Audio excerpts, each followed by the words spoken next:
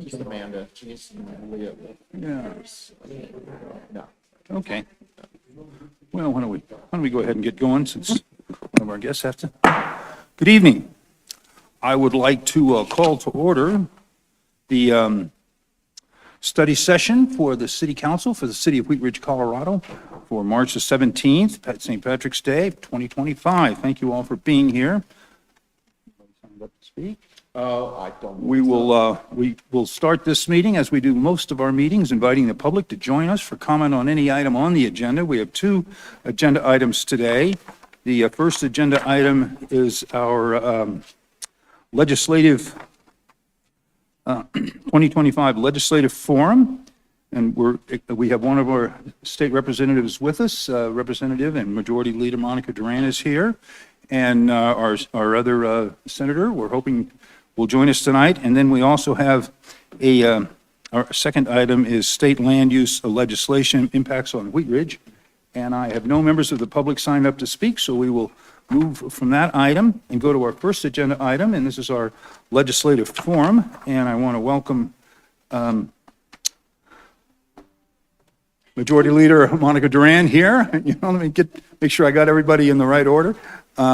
Who has to leave a little early this morning. So I want to give you an opportunity to address the council and the citizens that we have thousands that tune in on Channel 8 to hear what's going on here. And I know that everyone's excited about what you've got going on in the Capitol. So let me turn the microphone to you. Great. Thank you so much for having me here this evening, Mayor and Council. It's great to be here and see all of you. We're kind of starting to get in the thick of session, and really this is between now and the end, and getting ready for the budget is when things really start to pick up. It feels like it started earlier this session, at least a month earlier. I think many of the different impacts of the decisions that are happening federally are impacting us when we think about our budget. As you probably have heard, our budget is not in the best of places this session, and we are having to make some really hard decisions when it comes to services we may have to cut back on, things we're going to have to move dollars from one place to another. We have really stressed to every legislator to make sure that their bills have a zero impact, a fiscal impact, where we can, because we just don't know what to anticipate. We got the forecast today, which I haven't had an opportunity to dig into. You may have, Heather, a little bit. It didn't look, from what I'm hearing, that promising. But I think this is a time we need to be really mindful. We need to make sure that our most vulnerable who need the services will still get them. We may not be able to increase them, but we can still provide those. So we're having some tough conversations, and this isn't just the legislature. This is also, the governor's budget. He has to also look at those cuts. These cuts impact everybody. But we're excited. I think this is an opportunity for us to really kind of dig in and look through things and really figure out where can we save dollars, and how can we allocate them. So same thing we do at home, right? With our budgets, we look at them and figure out, okay, what do I need to cut back on? And it's just being thoughtful and mindful in a situation or at a time when we need to be. And we always try to look through that lens. So we're working on that. We've got a lot of big pieces of legislation coming. We've got legislation around healthcare, fees, swipe fees. I think that was heard last week. And just an array of things that pertaining to school finance, to healthcare, to housing, of course, and a lot of big, as I call them, rocks that we're going to be discussing. But really, I'm here to really hear from all of you, because I think this is an awesome opportunity to kind of hear locally what your challenges are, your questions that you have, because I know we don't always get to connect, and I don't always get to hear from you. So I just want to offer that I'm always available. You can reach me by text. My number has not changed in many years. So you can always text me. You can always call my office.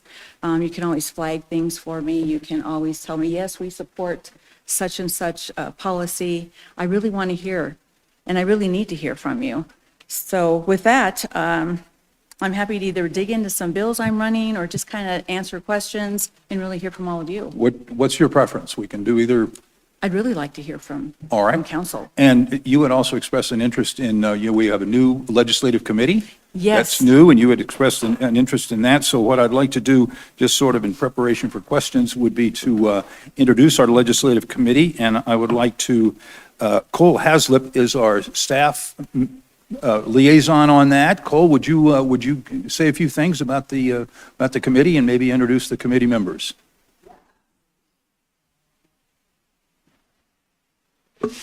Yeah, absolutely. Happy to share about the Ledge Committee. So this year, the city adopted a comprehensive legislative advocacy program in an effort to get more involved in legislative advocacy as a whole.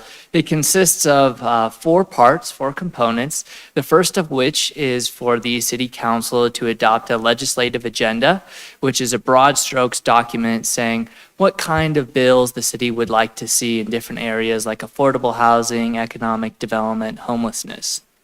Secondly, we've got our legislative committee consisting of the mayor, Councilor Hulteen and Councilor Larson, and it's their responsibility to review legislation as it's introduced, to assess how it impacts municipalities, and consider whether or not a particular piece of legislation should move forward to the city council to consider adopting an advocacy position resolution.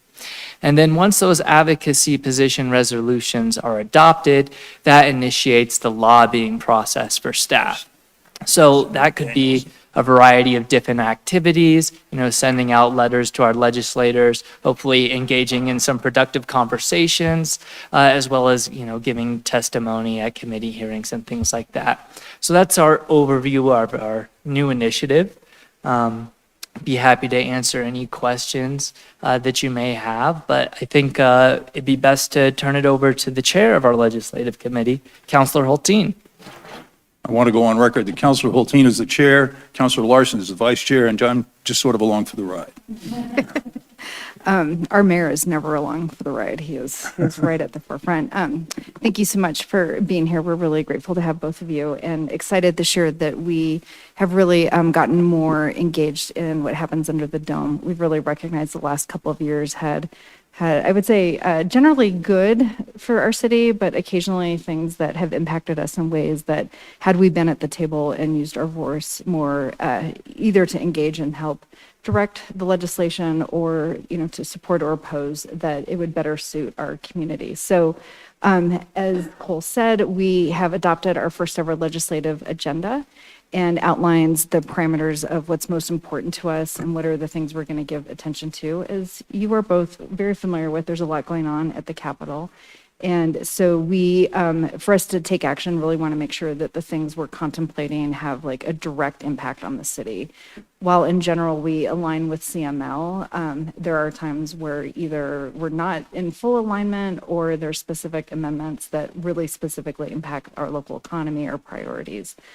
So to that end, we are kind of building it as we go. We met for the first time in December, so we I think have come a long way, and I think as was mentioned, we're going to be bringing forward our first 2 resolutions to this council a week from tonight. When we are supporting the construction defects and middle market housing bill. Last year at this legislative forum, we expressed our interest in really advancing middle housing, and the construction defects we feel really is something that's keeping the investments we'd like to see in Wheat Ridge, and that we've done a lot of policy work and partnership work to help make that happen here in our city. So we are in strong support for HB 25-1272 and look forward to continuing to engage with our legislature as that moves forward. We are very hopeful that that gets out in good shape at the end of this session. Our second bill that we are actually opposing is SB 25001. That was a really hard conversation for us because opposition of the bill is by no means an opposition to our deeply felt and deeply acted commitment to increasing access for people to use their civic voice, in particular voting. We feel we're in Jefferson County and Wheat Ridge in particular doing a really good job with that. We have some specific concerns about how it would impact both statewide, but in our own community, taking away some of our own control over local elections. And so we strongly support increasing access to voting, but we think this bill, there are just too many amendments that we were contemplating as we were looking at it. So we will continue to track it, and if the bill takes a different direction, we would certainly be open to supporting it with amendments, but right now it's just too many. Beyond that, we have a couple of other bills we're contemplating that impact our local economy and some of our other interactions with utilities. And we'll look forward to keeping you engaged with those as we move forward. And I just really want to thank everyone. Cole's fantastic. The mayor, of course, brings lots of depth of understanding, and Dan's inquisitive mind makes us dig deep in all of our work. So thank you so much, and we look forward to continuing working with you guys. Thank you. Yes. Thank you. This was exciting to hear. I can't tell you how helpful it is to have this committee, because this committee can alert both Senator Danielson and myself, like you just did, construction defects. It'll be in committee tomorrow. You're supportive. However, I had no idea that on the second bill, Senate Bill 1, that you were in opposition and didn't know, and it was good to learn why. That really helps me as I'm navigating on that floor and figuring out even where I personally will stand. And I want to represent my district to the best I can. And I know that we won't always align. And I know with CML, I don't always align. But I think we're always transparent and open and honest. But I am just really excited that you formed this committee and that it's going to move forward. You're going to be more engaged with us at the legislature. And I'm hoping reaching out, someone will reach out to say, you know, Majority Leader, Senator, we hear this bill's coming, here's our concerns, or you'll reach out. It's really great to hear from all of you, right? Or even if you come down to say, listen, we're here to testify against a particular piece of policy or for it. I just can't tell you how helpful that is out there. So I'm really excited about this. So thank you. And if there's anything I can do to help support or just provide you with, please let me know. Please continue. If you have some legislation you'd like to talk about. I was going to talk about, I have quite a few, but we don't need to go through all of them. But wage theft was one that I had last year that, I wasn't aware early on the challenge that it was, or the challenge it was for all of you here, right? We had some conversations, Mayor, about that. Obviously, it was vetoed. We started working right away last interim to figure out a path forward, and we have a path forward. Obviously, it's in the top 10 bills this year, and we worked really closely with the governor's office, with our carpenters and other advocates. Senator Danielson is co-priming this in the Senate. So we've gotten to a really great place. It looks completely different than last year. It isn't just on construction, and it's not up the chain as we had it before. So I'm really proud of the work and the time that we all have put into this. It's been a labor of love, and we continue to work with other businesses to see other things we can kind of tweak. It's sitting in appropriations right now, and hopefully will be out fairly soon, and we'll get it through the House and then up to the Senate. So that's just an example of, we started working on this policy and had no idea the impact it was going to have until you brought it to my attention, and many others did, Mayor. So I appreciated that. So working on that, excited. We have a few others, but I think, I'm trying to think which ones might impact us locally here. But I can just lightly touch on some that I have coming. We are in the running for the Sundance Festival. Have you heard about that? We're in competition with, I think it is Cincinnati and Utah. Right. So we just got this off the floor. It should be on its way up to the Senate. And we really hope that we get this. This would be awesome revenue for our state. Yes, it would be housed out of Boulder, but with Boulder and people coming, they're obviously going to come to Denver and kind of spread wide. So I'm really proud of that piece and really see it as something that's really going to be positive for our economy. Let's see here. I don't know if you want to hear about the rest of these. I've got American Indian Affairs bill. It is ICWA. Senator Danielson is on that with me too. And we worked really closely with our two Southern Ute and Ute Mountain Ute tribes to really work at child welfare. Really complicated piece of legislation, but we got it out And it's just amazing, and now it's coming to you. And it's been a long time in the works. I think you brought this bill initially years ago, Senator Danielson, and really proud to be on this with you and to continue working on that. We've got several other gun safety bills that we are working on and have come through, and some that are waiting to come through. But other than that, there's 26 different pieces I have here, but I'd rather hear from all of you. But just know, we are working, and I want to hear from Senator Danielson too, on policies when it comes to affordable housing, healthcare, school finance, right? Some environmental bills, and really some bills around public safety. So those were things that I heard at the door last year. That was really high regarding our communities, and really just trying to listen to our voters and constituents as to what they want.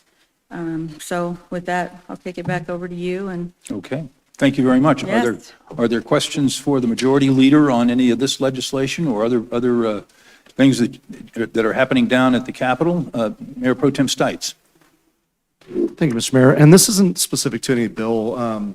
Several of us were in DC last week for the National League of Cities conference, and we heard from our state representatives and vice president, our senators, all that stuff. It doesn't feel like there's going to be a whole lot of federal money coming, and specifically, maybe even specifically to Colorado.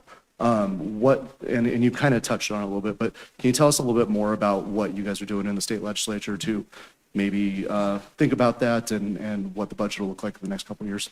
sure, thank you for that question. As you know, we're in a tough budget session.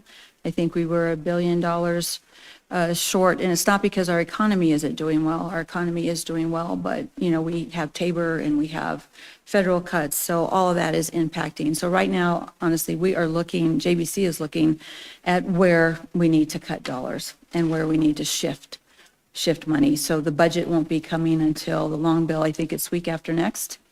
And they're still working on those pieces. As I call them, they're kind of larger rocks when it comes to Medicaid, right? When it comes to school financing, when it comes to many things. So it is a tough time. And federally, things are changing daily, right? Different cuts are coming.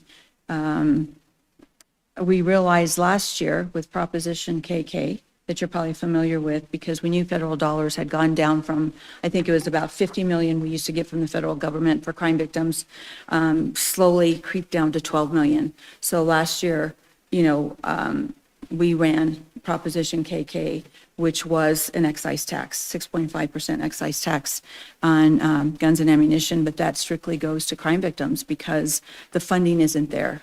And we can't tell them, I'm sorry, the doors are closed. We can't help you. So we're looking at everything that we can to make sure that we can at least keep some of the services and provide those for our most vulnerable, right? When we're talking about meals, we're talking about school lunches, we're talking about so much. So we're working really hard. And we just got the forecast today, and I haven't had a chance to dig into it. Heather might have a little bit more information on that, but yeah, we just got it today, so I haven't been briefed on it, but just know that we are trying to be thoughtful and mindful of the decisions we make because we know that it impacts everyone in the state of Colorado. I guess a follow-up to that, has there been any discussion or, I mean, what we heard the other day was actual threats of budget cuts or funding cuts because Colorado is a blue state or because we have certain policies or anything like that? I haven't heard anything exactly. I don't know if Senator Danielson has. I haven't heard that. Okay, thank you. But if it's coming, I'm sure, you know, we will be aware. Senator Danielson. Thank you, Mr. Mayor. Thank you, Mr. Mayor Pro Tem. I would add on to what the majority leader described. We are doing everything we can at the state legislature under the circumstances that we have to operate in. But I'd say the Trump-Musk administration is in a chaotic and cruel slash and burn mode where they're firing tens of thousands of people at will. They're cutting budgets, they're dismantling departments, all of that, and that they're negating their commitments to the states that have already been made. So I think we're seeing what you're seeing when you're seeing it, which is basically after it happens. It's a really, really dangerous place for our constituents, and I share your concerns. I think in addition to doing what we can at our local jurisdictions to try and, I don't know, to try and help, we're also speaking out and standing up. And I think we're seeing our constituents doing the same thing. The more and more that these cuts and departmental slashing, the firings, the mass layoffs, it's also part of my job. I'm seeing how to speak up and speak out and push back because our constituents deserve better. So we are committed to doing what we can, but then also speaking up loudly and saying this is not acceptable to our veterans or our federal workers or our friends and neighbors and family members right here in Wheat Ridge. Thank you, and I think we all appreciate what you do in that regard. Majority Leader. Thank you, Mayor. If I could just add too, that we are in communication with our federal delegation, with the AG's office, because obviously we want to make sure that the things we want to do when it comes to immigration or other protections we want to build upon, that we can, right? That we're able to do them and not creating even more issues down the road. So just know that we are in communication. We try and stay as connected as we can to know where those lines are and how we can help and however, we can help support locally too. But just know that we are communicating all together and trying to stay on top of this as much as we can. Thank you. Councilor Ohm. Thank you, Mayor. One question I did have is on the construction defects law. And what I did want to ask is about kind of where that came about, because the wording on it that I'm seeing is that it says that if you cannot provide a warranty, the statute of limitations is increased to 10 years. And I don't know if this was for design professionals and construction or just construction, because the design professionals cannot warranty or guarantee anything. And so this would, I guess to them, it would increase it for architects, it would increase that statute of limitations to 10 years, which if the intent is to have more buy-in of those designers, increasing your length of liability doesn't necessarily help. And I didn't know if this was like specifically just for construction or was this for design professionals and construction? Majority Leader. Thank you, Mayor. That's a great question, and I'd hate to assume what the bill sponsor's intent was and what it is. So I am sorry I can't answer that for you, but I'm happy to ask them.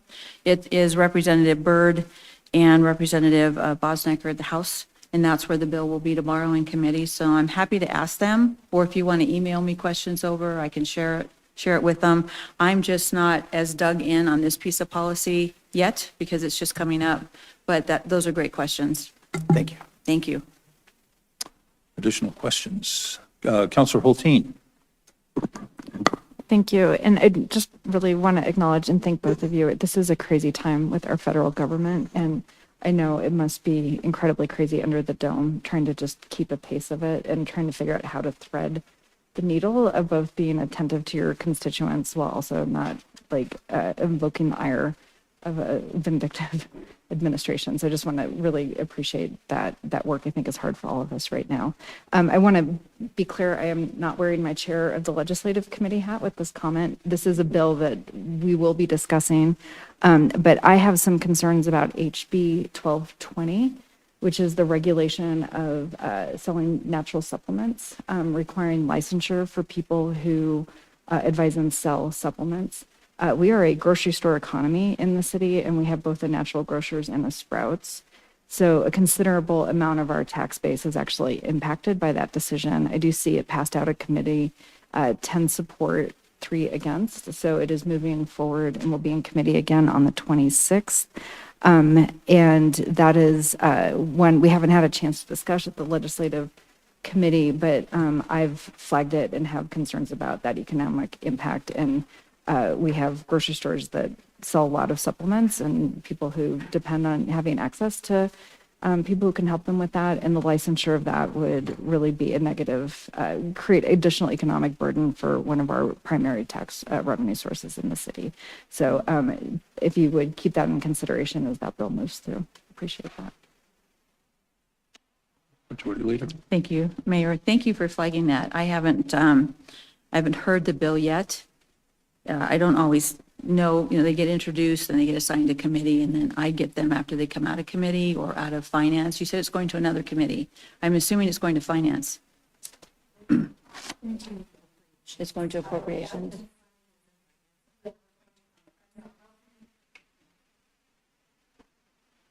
House Health and Human Services. That must have been the It first was, meeting. and now, today it was in House and Finance. Okay, so now it goes to approps. Yep. Sorry, And we'll I have sit bifocals, and when I look sideways at my That's okay. computer, everything shifts a little bit. No, thank you for the flag, and I will follow it. It's sitting in approps right now, so it's going to be a little bit before it comes to the floor for me. Thank you. Additional questions from council, the Majority Leader? Why don't we give Majority Leader, we're going to give you a little break here. You don't have to leave quite yet, but we hope that, Senator Danielson, would you like to say a few words? Yes, thank you, Mr. Mayor. First of all, thanks to all the council members for the invitation, and I just look forward to this each year. So for your time and attention, and anyway, for inviting us both here to participate in this meeting, and for everything you do for our city. It is a thankless job, I know, and we're really grateful to you. I will just speak briefly on a few things that I'm working on. A number of the problems that our constituents describe have to do with the basic difficulties in making the living wage. And to address a number of these concerns, we're starting right at the source. And that's with Senate Bill 5, which is the Worker Protection Act. This is a bill that I'm prime sponsoring, bringing forward with Senator Rodriguez in the Senate, and in the House, it's Assistant Majority Leader Bacon and Representative Mabry. In Colorado, we have a antiquated law that was about 81 years old, pretty much designed to keep people from unionizing. And what it does is after we hold the federally required first election in an effort to unionize, after workers have already decided to do that, then they must hold then a second election, which is really burdensome and completely arbitrary. But to pass that threshold, you have to get a 75% vote. So the impact that this second election has on workers who are considering whether or not to enter into a union contract, it's just very intimidating, because they understand how difficult it is to reach that 75% threshold. So it really prevents a lot of workers from even considering this kind of action. What we want to do is really simple. We want to take away the second election. That's it. So we're the only state in the country that has this system.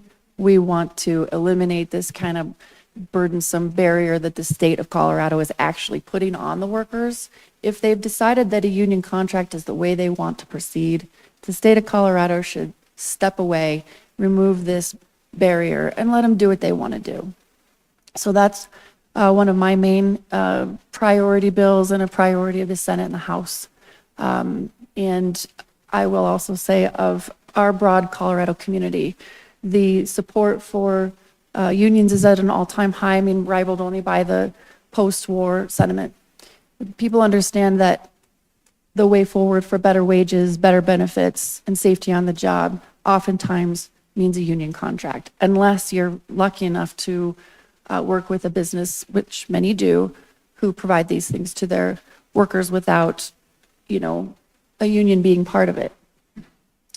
So responding to the demands of our electorate following an election where they made it very clear that they need politicians to do better by workers, we're moving forward with Senate Bill 5. And the response in the community has been overwhelmingly positive. So it's been a great thing to be part of. I hope we have success. I know we'll have success in the legislature.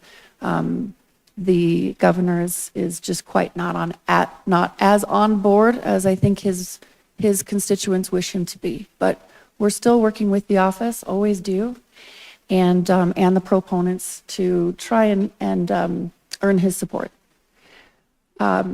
I'm joining Majority Leader Duran on a number of measures that she already mentioned, so I'm not going to go into them again. You can look up our legislative pages and feel free to contact me in addition to the Majority Leader when we're co-priming the same pieces of legislation. I'm also carrying some more legislation when it comes to the Native community. In the past, the Majority Leader is right.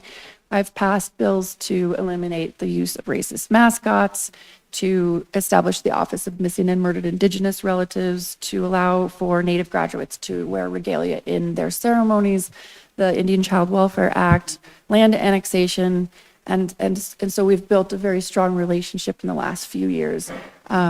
Not just with the Ute Mountain and the Southern Ute in the southwest corner of the state, but the broader Native community. There's over 210,000 Native people that live in our state, so, working alongside the entire community there. So this year, I'm doing a couple of measures that the Majority Leader mentioned, and then also one reclassifying bison as wildlife. And this is an interesting intersection of support that I didn't anticipate because I was doing this on behalf of the Native community, but then of course conservation community also supports. So it's been, again, a real positive thing where folks are on their own, very grassroots, generating support for what I did not anticipate to be such a popular measure.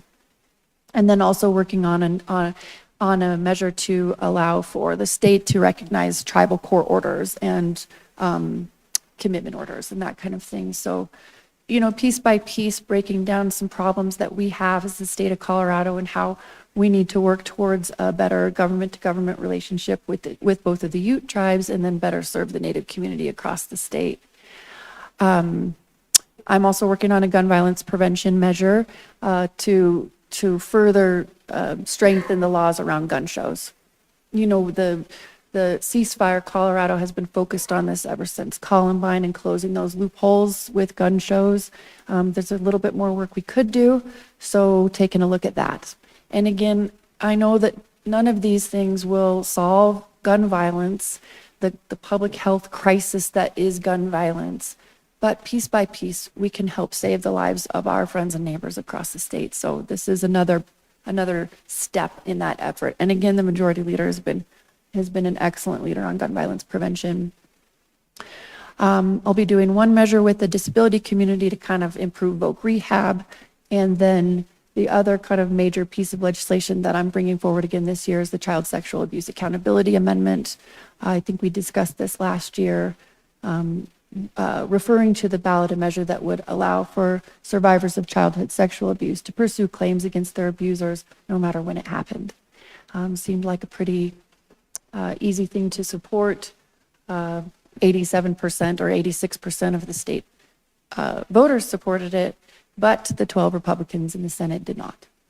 So we are going to move forward since, even though the math didn't change, there are a few new individuals in the Senate. Give them the chance to do the right thing and respond to the needs of their community. After all, we're talking about childhood survivors of sexual abuse. So hopefully we can gain the support we need to refer it to the ballot this year.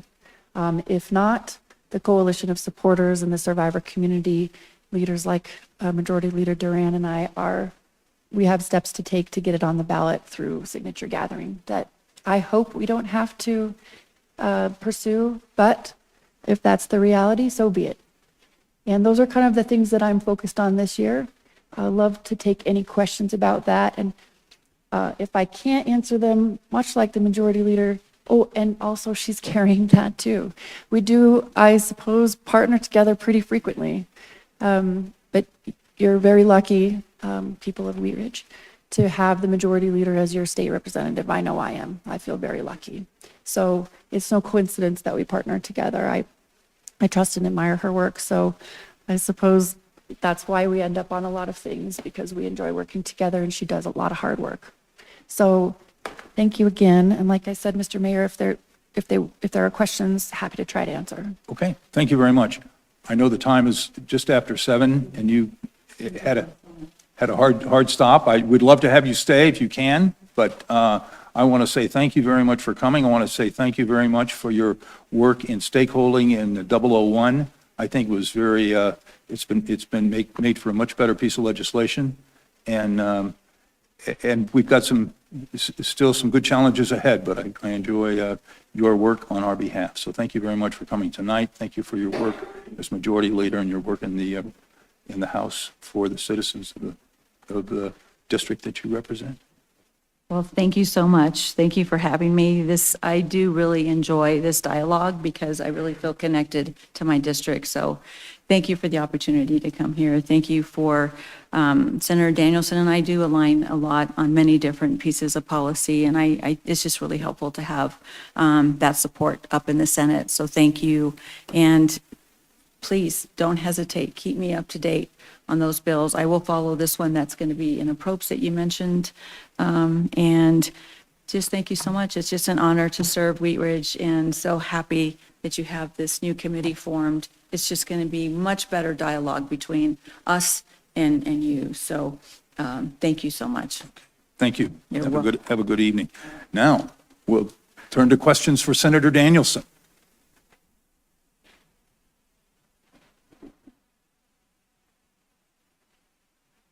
Senator, I'm going to go back to 005 because we may differ on that. And I want to understand that in the second election, that's really an election to entitle the employer to mandate the withholding of union dues or fees in connection with the union organization. Well, no, not exactly. So basically, all this, that the second election, there is no real purpose for it. You have to have that second election in order to even authorize the union contract. So you don't even have a bargaining team. There's no specifics anywhere yet. The union effort cannot proceed without the second election. So I know there's a lot of misinformation, and the business lobby has been staunchly opposed from the beginning, which is not a surprise given the content. Mm-hmm. There are a number of businesses, individual businesses and business owners who understand that they are not threatened by the ability for workers to unionize because they treat their workers fairly and they pay them well, and it doesn't hurt them in any way to authorize others to form a union. However, there is a lot of misinformation coming from the lobby about what the bill does. And then that misinformation is actually being repeated by the governor. And we've seen this on TV and in the paper. And so the details of any union contract are not determined in that second election. This is just another hurdle to get over before you begin the work. And so I think you all know that no worker is mandated to pay dues, although the union is mandated to represent every worker. So, like I said, there's a lot of misinformation about what removing that second election actually does. It's just the state of Colorado invented it a long time ago, and we are solo in its implementation. So not exactly is the short answer. Okay. It really comes down, this is the basics of a collective bargaining measure. Those who oppose the ability for workers to collectively bargain, it does not surprise me if they align against this bill. Those who support the basics of collective bargaining, it does not surprise me that they join the lengthy list of proponents. So, and when I say proponents, it's not just the unions. Yes, the unions are 100% on board, even though it won't impact their membership. They just are standing in solidarity with the rest of the workers in the state of Colorado who may choose to do this and who may benefit from winning an election like this. When I say the rest of the community, this is religious organizations and voting rights organizations and youth organizations, community service providers, community healthcare providers, mental health care providers. You name it, basically any nonprofit that operates in Jeffco and across the state that provides some kind of a service. Not all of them, but a good chunk of them are on board because, again, they understand that when workers do better, the whole well-being of the economy and the community is lifted up. So again, a group like Cobalt, which advocates for reproductive health care. They're on board because they understand that when women and their families have a better and more secure economic environment, their health care improves. It's really basic about supporting workers who wish to collectively bargain in order to improve their workplace and their pay and the safety on the job and their benefits. That's what Senate Bill 5 is really about. All of those details come after the union contract authorization occurs, which of course for many is not possible under the current system. You probably heard, and I'm sorry, you probably heard over and over the grand compromise. We want to keep the status quo. Well, it's not a grand compromise. It works for business owners and corporations. And it, right now, there is no compromise. It's really just the workers giving. So if the business lobby had come to the table with a reasonable, some kind of a compromise on this really simple measure, we've been doors open, listening and waiting for months. We started circulating these documents back in September and October. So far there has not been a good faith effort to compromise, but I don't say this is a grand compromise. This is an 81-year-old law that was designed to bust unions. And that's no longer the will of the people. That doesn't reflect what the people in Jeffco or across the state want anymore. That is a one-sided policy that the status quo does benefit a number of business owners and, corporations. But the vast majority of workers are not thriving under this. That's why we need to remove this. Thank you. Any other questions at this time? Councillor Hulteen. Thank you, Mayor Stricker. Thank you, Senator. I think you were here earlier when we said that we are going to be coming forward in support of the construction defect law, the HB 1272. And I know last year when we were talking about last year's version of the bill that you were not in support of last year's. And I would just be interested in hearing your thoughts on this year's version of the bill. Thanks. I'm so used to being recognized in a formal way. I'm waiting for someone to say, Senator Danielson. Thank you. So I think what I'd say is always open to changes. My primary goal is consumer protection. And in this day, I think Mr. Mayor Pro Tem pointed out a good question that hits on a number of levels. Not just the cuts and everything that I talked about before, but they're dismantling the Consumer Protection Department. So we have, again, a federal government that is attacking the folks who are supposed to look out for us, dismantling, piece by piece by piece in an intentional and rapid and chaotic way, an entire department that is set up to protect us, the consumer. I have to be mindful of these things when we go into a session like this in a way that we maybe never had to before. So if I'm not sure how the bill will shift and change. So, I think I've made it clear before why I've had to, maybe like Mr. Mayor said, that we may not see eye to eye, and this might be a place where that happens again.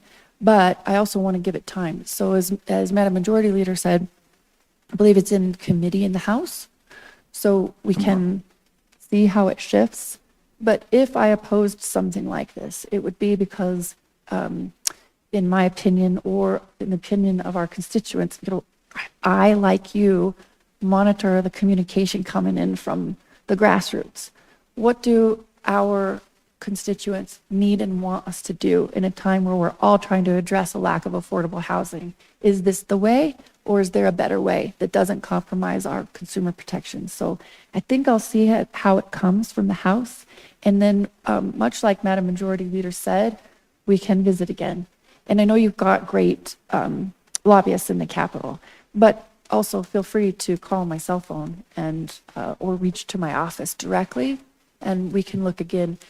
But I don't want to ever mislead you or any of our constituents that I supported at this time, or that I will vote yes, but I'm always going to listen. So that would be my main concern. Thank you. Pardon me, any other further questions right now for the senator? Thank you very much, Senator. Okay, well, again, just, you have my gratitude for your service and for your work here and at the legislature. You're welcome to stay, or we're going to have Heather with CML is going to lay down their some of their things. If you've got time, we'd love you to stay. Thanks, folks. I have a sick 3-year-old, and I have about 15, 20 minutes. If that's helpful, I would love to listen, if you don't mind if I have to leave before you finish, if that's okay. I think that'll be fine. And then the legislative committee, please feel free, or have Heather just sort of summarize. I get CML communication, don't get me wrong, they do a great job. But I'm also interested in Wheat Ridge and what Wheat Ridge wants. So I know she'll get me a summary, but please don't hesitate to do the same. I got the 2 and 3 bills that you're prioritizing right now. So thank you for forgiving me an early departure, but I will do my homework to catch up. Good. Okay. Thank you. Thank you all. very much. With that, we'll go to Heather Stauffer. Let's see, you're the principal advocate down at the CML and does a great job down there for the city and for cities around the state of Colorado. So Heather, the mic is yours. Thank you, Mayor Starker. I appreciate that. And to Senator Danielson's point, we always want to communicate what Wheat Ridge's position is, but there's no substitute for hearing directly from you guys. So we absolutely encourage all of you to reach out to your senators and representatives directly as well. I think Madam Majority Leader alluded to this, but it's going to be a tough budget session. All eyes are on the budget this year, and it's going to determine a lot of the legislation that we see. We did just get a new economic revenue forecast, and it's not looking great. Haven't delved into the details, but yeah, just generally not looking very positive right now. The JBC is going to try to cut $1.2 billion from the budget. For reference, the state budget last year, I believe, was around $40 billion. So it's a pretty big cut from a state budget. I believe they have about $12 million that they still need to find cuts somewhere for. So what that means for us as municipalities, what things we're looking at, obviously we want to make sure that the programs that we benefit from the state, if we receive state funding, are not cut too deeply. Also, we want to be mindful of programs, the temptation for perhaps the legislature to push down the costs onto local governments if the state can't pay for it. The state has the ability to put fiscal notes on bills, which Senator Danielson, we're all very familiar with. And so the state has to be able to fund those bills if it impacts state programs. We don't have the same ability from the municipal and local government perspective. We do have a line on those fiscal note sheets. However, it's just, to give people an idea, the state doesn't have to fund us for those programs. So definitely keeping our eyes out for those costs being pushed down to locals. So that's something that we'll just make sure that we're looking at. 2 programs we're watching specifically from the budget, severance tax.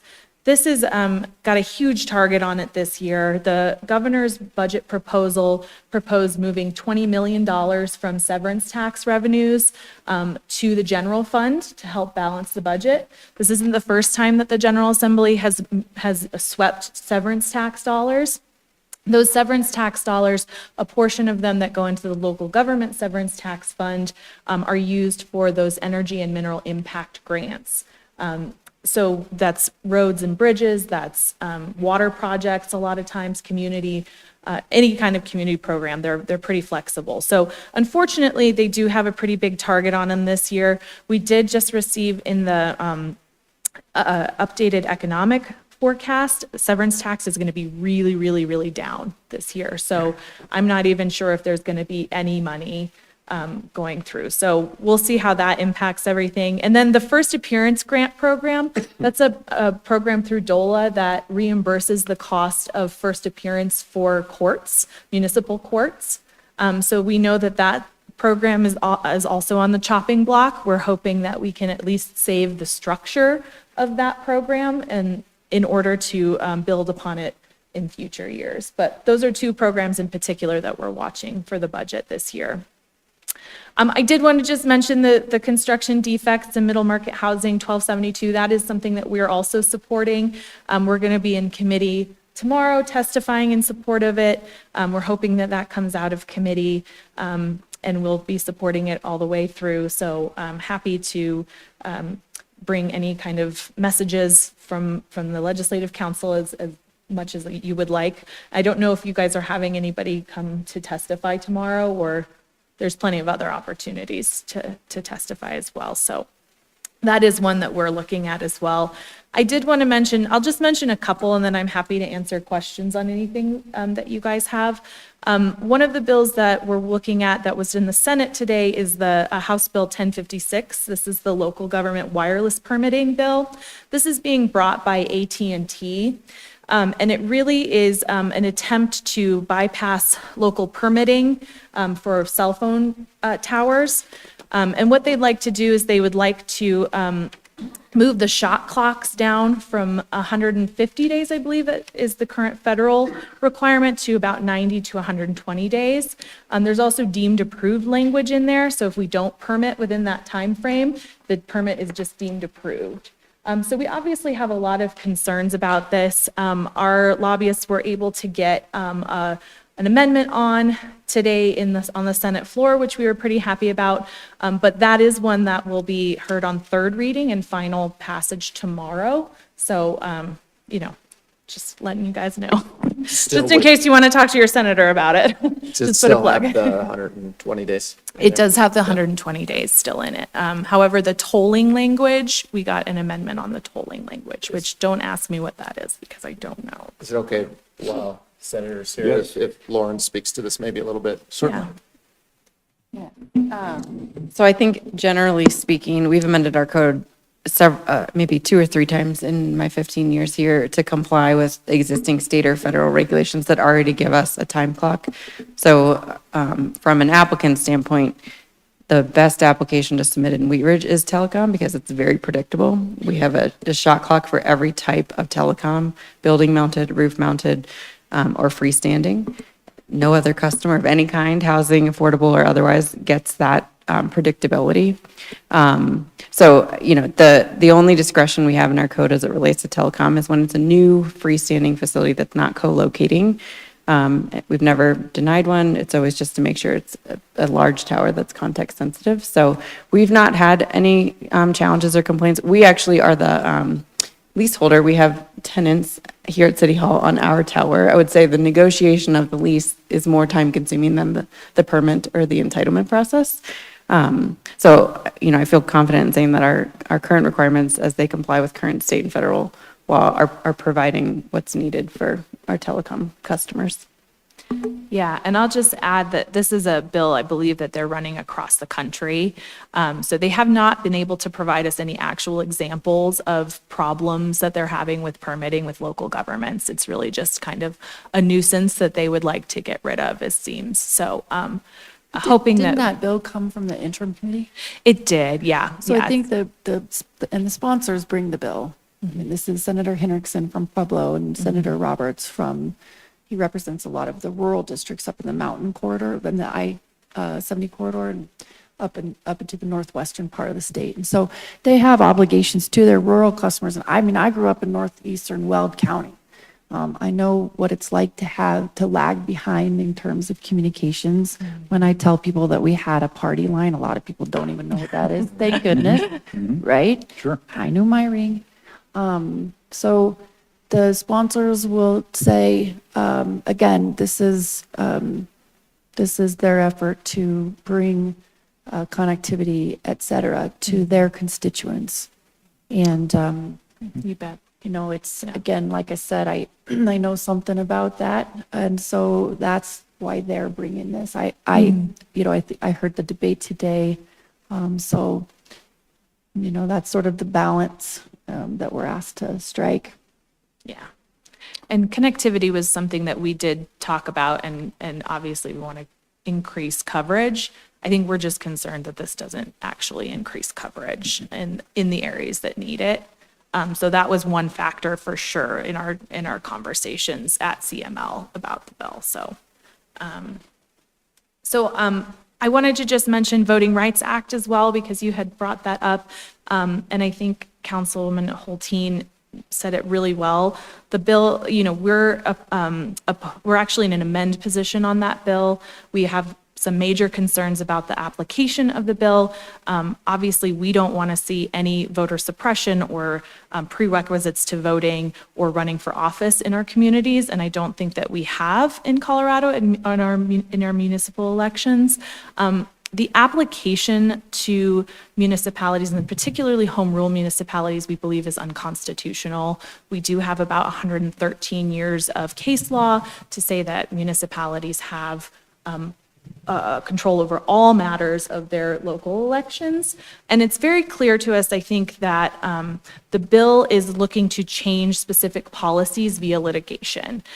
So I think that if the General Assembly wanted to run a ballot initiative or referred measure to change the dates of elections, if they felt like all elections should be held in November and we shouldn't have our spring elections, they should do that through changing the Constitution rather than placing a large amount of liability on the backs of local governments to potentially defend these kinds of claims. Colorado Springs had defended a Voting Rights Act on the federal level claim a few years ago, and it cost the city about hundreds of thousands of dollars. I think they're actually into the millions of dollars right now, and they were found to have no standing. So that claim against them was unsuccessful. We have not seen any successful Voting Rights Act claims on the municipal level. So I think that that's one of the concerns that we have with that bill specifically. And we're asking that if the state wants to apply this to the state and counties as arms of the state, that seems appropriate. But for our home rule communities, we should not be part of this bill. So we're asking that municipalities be carved out. We are working with the proponents on some more practical technical changes as well that we're hoping to see in amendments as well. So that's kind of where we're at with that one. That bill is currently passed out of the Senate Local Government Committee and is in the Appropriations Committee waiting. It will probably wait until after the budget, which will be in a couple weeks, first week of April. So we'll start seeing a whole bunch of bills pass through appropriations after they decide on the budget. So that's one that we're watching as well. I did just want to mention House Bill 1169. This is Yes in God's Backyard. This may be one that's on your radar as well, but it would allow churches and schools to use an administrative approval process for residential development on land that they own rather than going through a local government permitting process. I think that is concerning to us, just the broad nature of the bill, and we're continuing to work with the proponents on that. I think that just without any guardrails around it, it's kind of ripe for abuse. You can be considered a church very easily. We see lots of different, churches, the Church of Cannabis, the Church, there's tons of churches, and you really just need to own a piece of land for 5 years and you can rezone it and then you can sell it to a developer. So we want to make sure that it's not being abused and that there are proper safeguards around that for sure. There's also some questions around if churches own land and are building condos and housing, are they subject to anti-discrimination claims the same as others as well? So that's some guardrails that we're looking to ensure. So I'm happy to go through any other bills that you guys have questions on. I did want to just put in a plug for our bill that we're running, our CML initiated House Bill 1276. This is court actions related to failures to appear in court. What we're seeing in a lot of communities, and we heard from our policy committee, is that we have a lot of failure to appear. So people will get arrested, they will be bonded out, and then they will fail to appear in court, and they will go and they will commit another low-level offense, and they will kind of continue this cycle. And so we are looking to kind of put some parameters around that to say that if you have committed a certain number of offenses and failed to appear, that a judge has the discretion to issue a PR bond to ensure that your case is then closed and that you can begin that process. So that is currently in the House. We're waiting to go through the House Judiciary Committee. We're hopeful, but it's obviously going to be an uphill battle a little bit. So we're working with the committee members to kind of make any changes that to ensure that that gets out of committee. So more to come on that one for sure. And then, yeah, Okay, and I'm happy to answer any questions. you okay. guys have. We have Judge Lucero here with us today. Judge, thank you very much for joining us. What you just mentioned. Did I hear it correctly that after a certain number of FTAs that the judge would then have the discretion to issue a personal recognizance bond, or did you mean a secured bond? I think I meant a secure bond. Okay. I apologize, yeah. I'm not up on my terminology, so I apologize. That's what I thought. I just wanted Yeah. to make sure on that. Thank Yeah, you very much. sorry.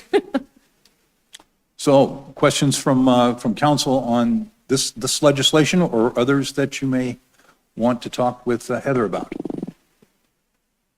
Bring it up, Mayor. Yes. Somebody else? Heather, we talked about this a little bit, but the electric fence detection system, has that been scheduled in the Senate committee yet?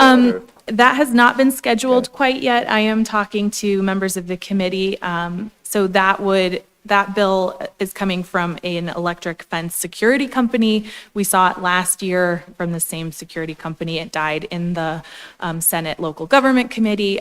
This year, they've tooled it a little bit to sound very, very permissive, but essentially it's the same idea that local governments would not be able to permit these specific electric fences in their community, which we feel is like totally inappropriate. I am talking to members of the Senate committee. I feel pretty good about the odds of it dying there, but I don't want to say anything right now. But if that does get to the floor, definitely going to come talk to Senator Danielson as well. Senator, I did send you an email with some background Yeah. on that if your staff Yeah. got back to me. But just for council's background on that, I think the bill was probably introduced because of Wheat Ridge, one of the cities. This was the same company out of South Carolina Yeah. that was working with a local business in Wheat Ridge that wanted to put up an electric fence right next to an elementary school.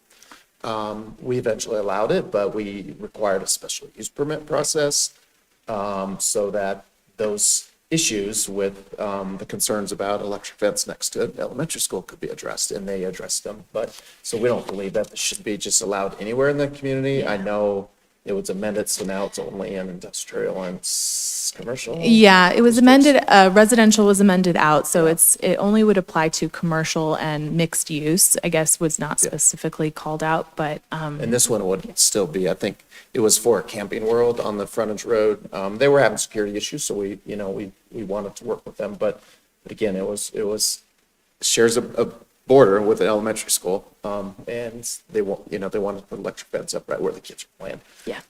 And we didn't feel that was 100% appropriate at the time. And Yeah. I think the city should have some say on where these go. So. Yeah, that's become a perennial And bill. you have an that- email with this more background, so. I'm hoping that we won't have to come talk to you about it. Maybe it'll just go away, but. That's going to be Senator Kirkmeyer and Senator Mollica. So I'm talking to them for sure.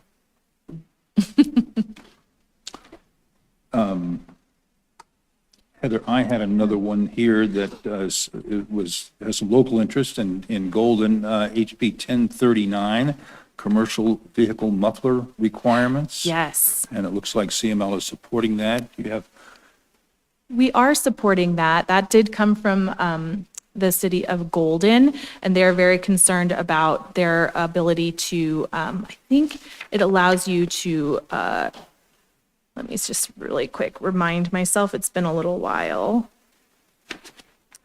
It requires all commercial vehicles to have a muffler, and it must be visible so you can inspect it. And then, sorry, And it has to be available for inspection by a peace officer. So right now, I believe that you cannot pull over a commercial vehicle only for muffler issues or noise. And I think that this bill would allow a peace officer to pull someone over for muffler noise. So that is one that we are supportive of. I believe that it is possibly, is it in appropriations? I will find out where it is, but Okay. I haven't heard any issues with that one, so I Okay, think it's good. I moving thought it was forward. reasonably popular Yeah. in the thing. Another one was HB 1164, which was constitutional carry of handguns. Had a lot of conversation around it, and I believe CML is opposed to that piece of legislation. Yes, so that one, I just want to make sure on my bill list. And it seemed like Yes. that one sort of contained a lot of possible liability for municipalities. So it would actually, yes, so that actually died in committee on the 24th. Oh, So okay. I that guess I one, see it in here, Yep. PI'd there. that was PI'd, so So- we don't even have to worry about it. Okay, Check that well. one off the list. Enough to worry about, I'm sure. Any others that anyone has an idea to talk to our senator who is here, or Bev with CML? It's always great to have you guys come, and we appreciate your time. I know happens at always a busy time in the legislature, you know, it's always better after May gets, mid-May. Yeah, and I'll just mention, if you guys don't get our State House report, that comes out every week, and it just details what we're working on that week, and what we expect. So that's some good information if you want to stay up to date with what we're doing over at CML. Bev, question for you. What is CML's position regarding the live streaming of municipal courts? So that's part of House Bill 1147, I believe. We're working with the proponents on that bill on amendments, and I don't have them in front of me, but I'm happy to have Jeremy follow up with you on exactly what we're seeking on that. There was certainly legislation a few years ago that detailed when you have to have live streaming in municipal court, and when you don't. And I think that we were very cognizant of the fact that not all municipal courts have the budget to be able to live stream and to pay for a staff member to do that live streaming. So that's something that we're working with the proponents on figuring out. I think they want live streaming specifically in cases where there may be jail time involved. More to come on that, but the other provisions of that bill were really focused on the sentence parity with the state. I think that's the piece of that bill that we're really concerned about. And it's, we just changed our position from amend. We didn't get the amendments that we wanted on that second specific piece. So now we are officially in a opposed position on that bill. Yep. If I had one or two more, SB 077, modifications to the Colorado Yes. Open Records Act, and that impacts our clerk and our city operations, and it looks like that presents more challenges to our city. Okay, so Senate Bill 77 is one that we are supporting. We felt like it made a lot of changes that were helpful for clerks, but I'm happy to take feedback if you feel like it would be impactful. So the bill changes the record response time from 3 days to 5 days for clerks, and makes some changes around kind of the extenuating circumstances that would allow for more time for record responses for Cora. So that was one that we were supportive of. It passed out of the House committee, and it's waiting, I believe that's the second committee. It's coming from Senator Kipp. So now it's in the House. It's waiting to be heard on the House floor now. So if there are concerns about that bill, I'm happy to hear them. No, I had you down for an amend position on that one, Got and it. I didn't know whether they had accepted the amendments. We, our policy committee asked us to take an amend, I'm sorry, we are not supportive. We are in an amend position. Thank you for Okay. the reminder. And the amendment that we were seeking is just, it made some exemptions for media. So media continues to have a 3 day response time, and we felt like the media shouldn't be placed at a higher level than other constituents' responses or response time. So we were going to seek that exemption be taken out of the bill. So we are continuing to have those conversations. And maybe a softball before we close, hopefully. Awesome. SB 163, the battery stewardship programs. Well, hang on, Okay. because I need to remind myself what that is. Okay. Battery Stewardship Program, that is a support bill that we have. And let me just remind myself. The disposal of certain batteries. Yes. So this is, let's see. Yes, Senator Cutter, and she is creating battery stewardship plan for the collection, transportation, processing of recycling of certain batteries. So this goes along with bills that we have been supportive of in the past around recycling enterprises, things like that in the state. So we felt like this was a natural kind of add-on and provided some benefit to local governments. I don't know if that's passed. Let's see. I don't think that's been heard in committee yet. So that'll be heard in the Senate Health and Human Services Committee. Okay. Well, I think it's been very positive in the paint recycling program. I had to dispose of a battery today, and our city has a disposal, but I'm term limited, so I'm not sure what I'm going to do in December after that for my batteries. So You have to pass them off hopefully to we can move somebody. that through the process. So is there anything else that the council would like to discuss on our legislative forum? And once again, I really appreciate you all coming today and giving us this update. Okay, seeing none, thank you very much. Thank you. We appreciate you being here. Senator, always a pleasure. You're good. You're good. You're good to go. Again, thank you all so much. Please don't hesitate to reach out, or better yet, come and visit us at the Capitol. You would brighten up the building just by walking into it. And that goes for your constituents too. I have a number of school children coming and visiting, a number of just community members, and just remind folks that the building belongs to them. We work for them. You guys are my boss, actually. And so we want to be open and available to everybody who lives here and across the state. So thanks again, folks. I hope to see you all real soon. All right, thank you very much.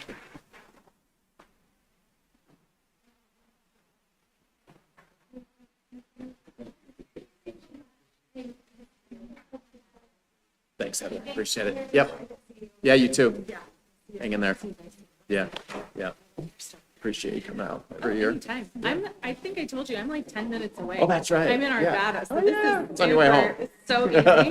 Like, I might go pick up dinner, bring it Yeah. home, you know. Oh, nice. Way. Yeah. Yeah. Good. I will let you know about electric. Oh, yeah. If I don't know how big of a deal it is to us at this point. Yeah. It just pisses me off, the company. Well, that's how I Right. feel. It's- Is it, everybody should is know it that. like the most impactful bill that we have this year? Yeah. No, but it's almost like a personal vendetta of mine now. They were. They were awful, right? Yeah. That is what everyone has said Yeah. about this company, No. and I'm like, That's fine. Yeah, I mean, I cannot let it go. because it's about their profit. That's all they care about. And their house sponsor. Yeah.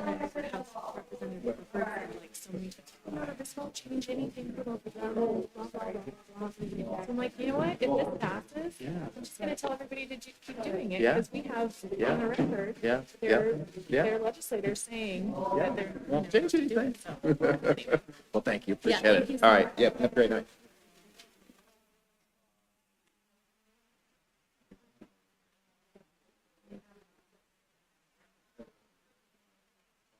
Good night.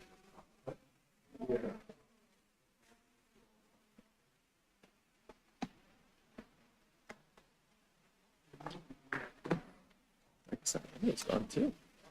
I just figured that out. You get phone? No, I didn't. Nonetheless, you know. She pulled in. Amanda, have you heard from Amanda? Okay, I'm here. I've been here. Oh. I don't know if anybody can hear or see me, but I am here. We can hear you. Sorry. Okay. okay, let us reconvene. And we will now move into our second order of business, and this is the state land use legislation and the impacts to Wheat Ridge. And I'll turn it over to our city manager, Mr. Gall. Thank you. I'll turn it right to Lauren. She's going to introduce it, and we have Scott and our attorney here as well. Thank Excellent. you. I just beach balled my computer. There we go. Okay, so shifting gears in our time machine to last year, we are now in the moment where we are implementing some of last year's legislation. It was a very dynamic legislative session in 2024. The dust has settled, and each bill that impacted local land use has had a slightly different timeline associated with it. I would say maybe at sort of the highest global level, Wheat Ridge is largely in alignment with a lot of the state's goals and many of their provisions. So we do have some deviations. That's what we're here to talk about tonight, but not too many, thankfully. In your memo tonight, Scott did the heavy lifting on this. We worked with Mr. Dahl, our city attorney, on some of these to make sure we were heading down the right track. We have 5 bills summarized in your memo. The first 2 are not really up for discussion tonight, landscaping and transit supportive densities, for 2 sort of different reasons. We were tracking the state legislation on landscaping when we did the Waterwise Code Amendment, so we're pretty well aligned on that topic.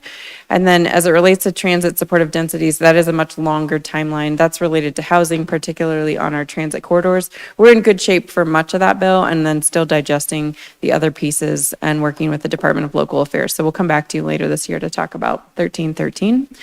So the primary purpose of tonight is 3 topics, 3 very discrete topics: residential occupancy limits, parking for multi-unit development, and accessory dwelling units. Because they are 3 very unrelated topics, our proposal and our plan for tonight is to discuss one topic at a time. Scott will discuss the implications and our recommendations. We'll request, answer your questions and request consensus on that individual topic before we move on to the next topic. So with that, I will turn it over to you. Thank you. Thanks, Lauren.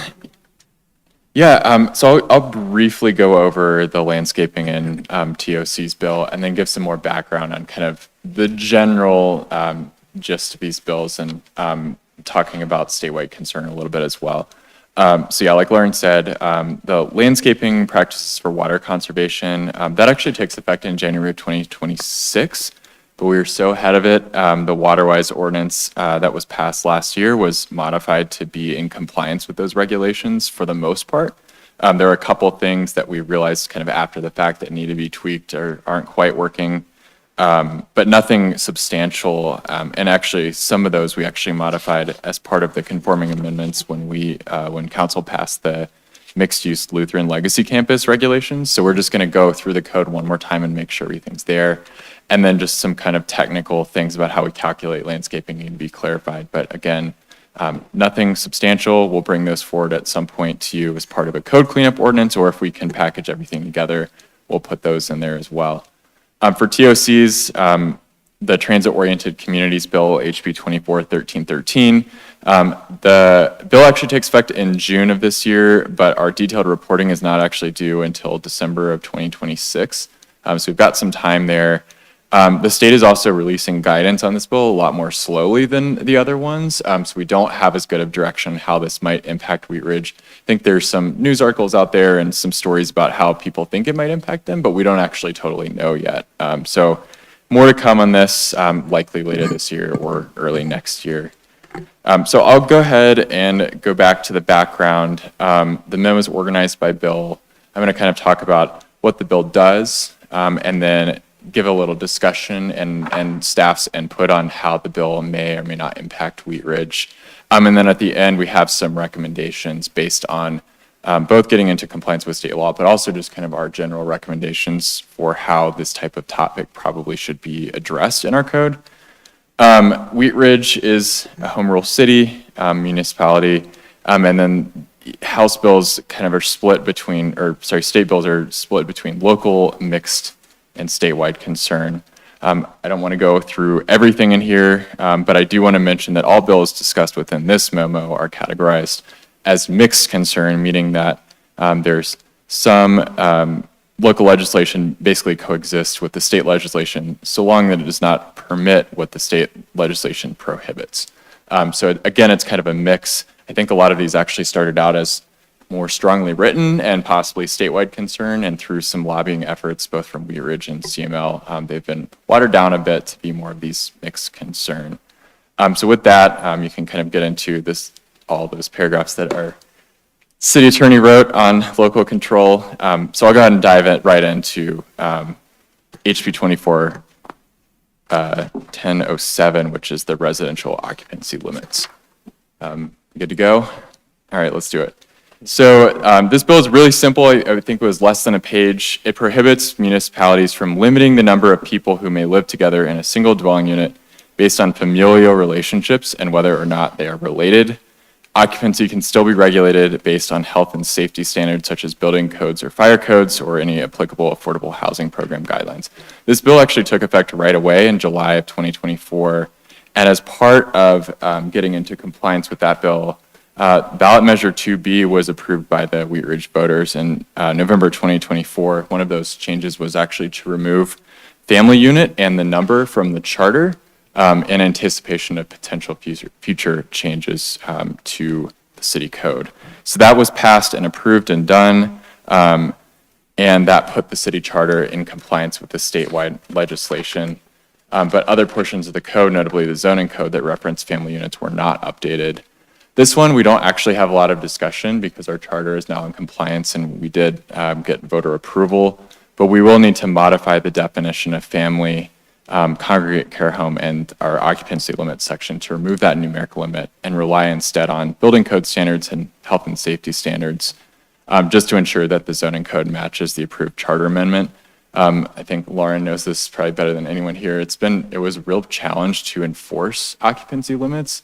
I think that's a big reason why we don't feel like there's any, staff doesn't have any concerns with this getting removed from our code. It's nearly impossible to enforce and caused code enforcement a lot of issues. So we're asking whether council agrees with our approach on this bill and to revise the code to match the city charter. And we made some changes, to the charter. I think we used household. We got away from who are you related to? And if you show up, play the advocate tape for it. Do you want to show up at the house and say, well, now, are you related to this person or not? And that's just not a role the city has ever been in, ever wants to be in.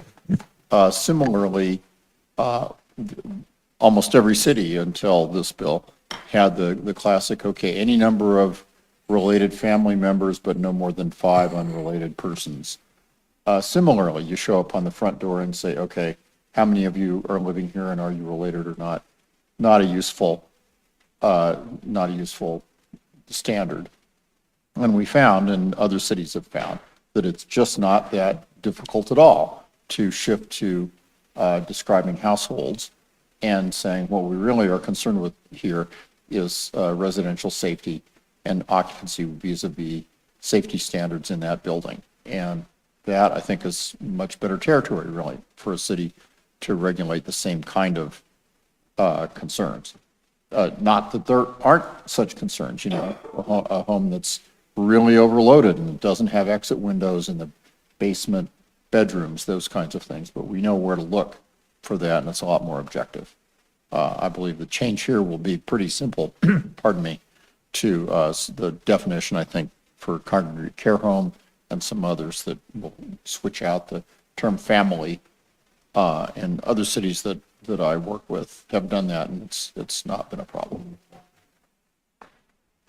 So. You want to take questions on these one at a time, or do you want to wrap through the whole thing and then come back? We're going to try to do one at a time and get consensus on each item. Okay. So do we have questions on this item, which is really unrelated persons, residential occupancy limits? Mr. Larson. Thank you, Mayor. And I've got 2 things I'd like to talk about on this one.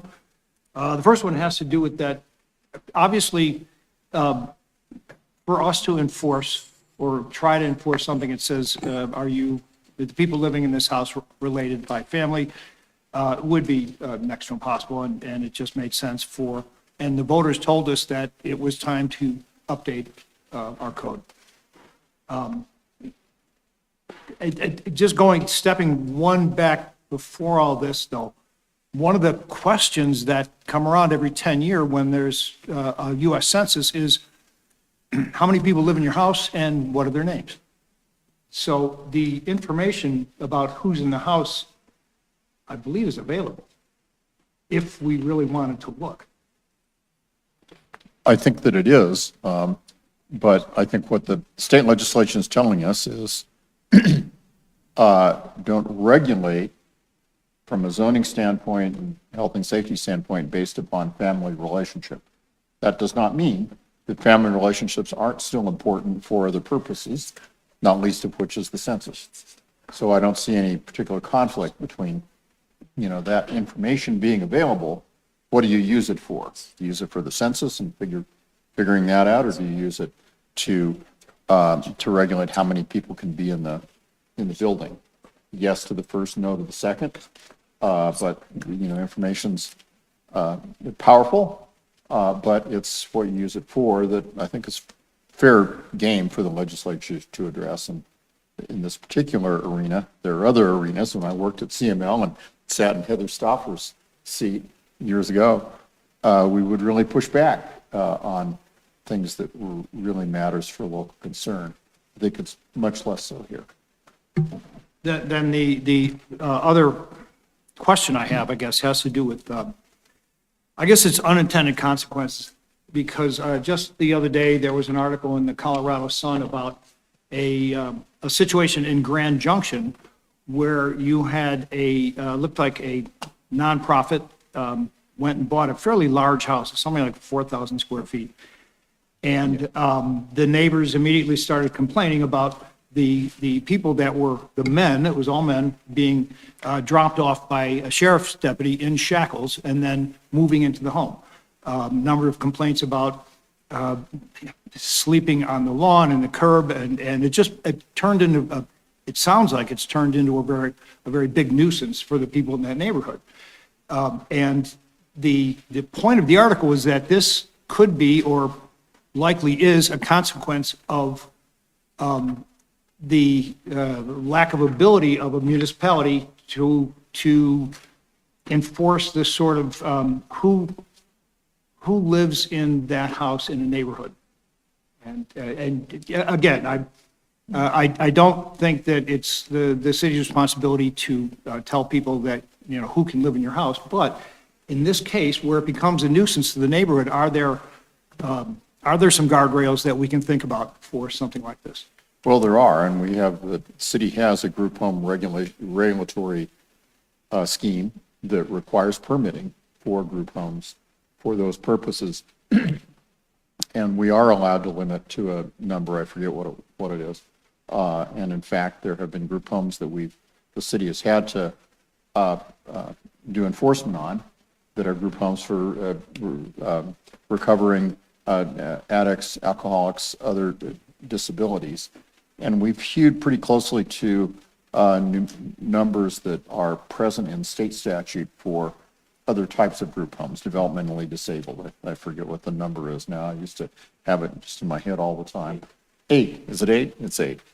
And there was a group home here that the city enforced against and had a transition program where they had too many people, and we were able to reduce those numbers over time. And it was actually a decision of the city manager, who has that authority, the enforcement authority, and we put together a series of conditions to kind of reduce that.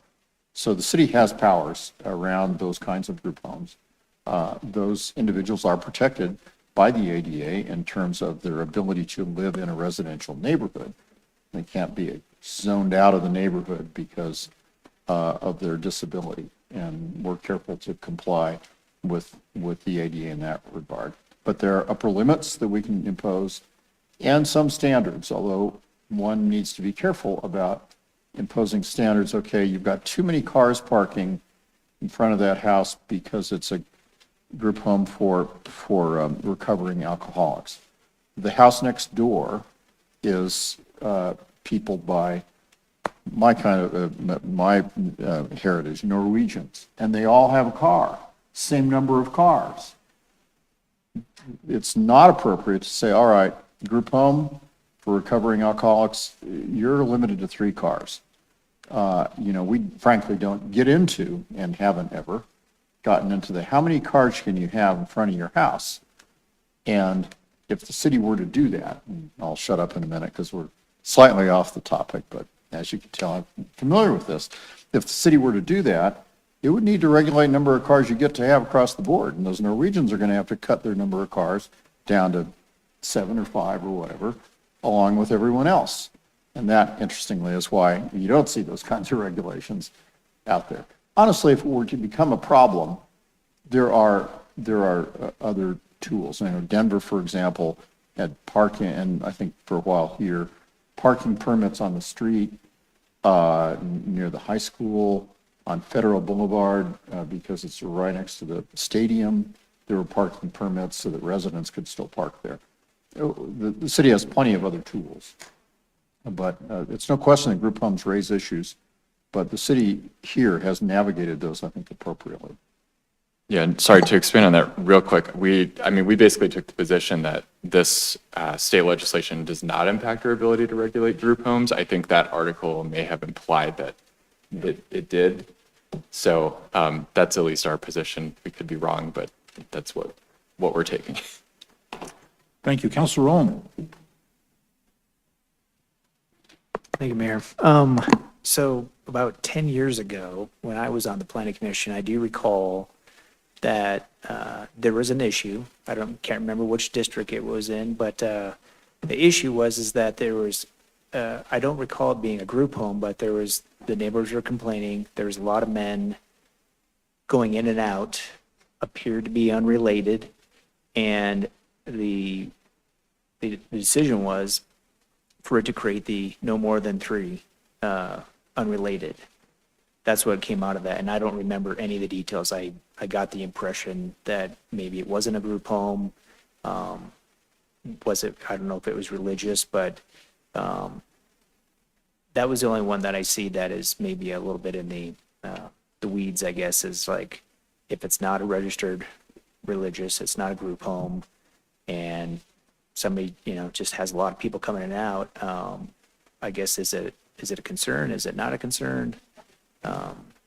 When does the public say like, oh, it's okay, or when are they going to say like there's something maybe going on that I'm not comfortable with?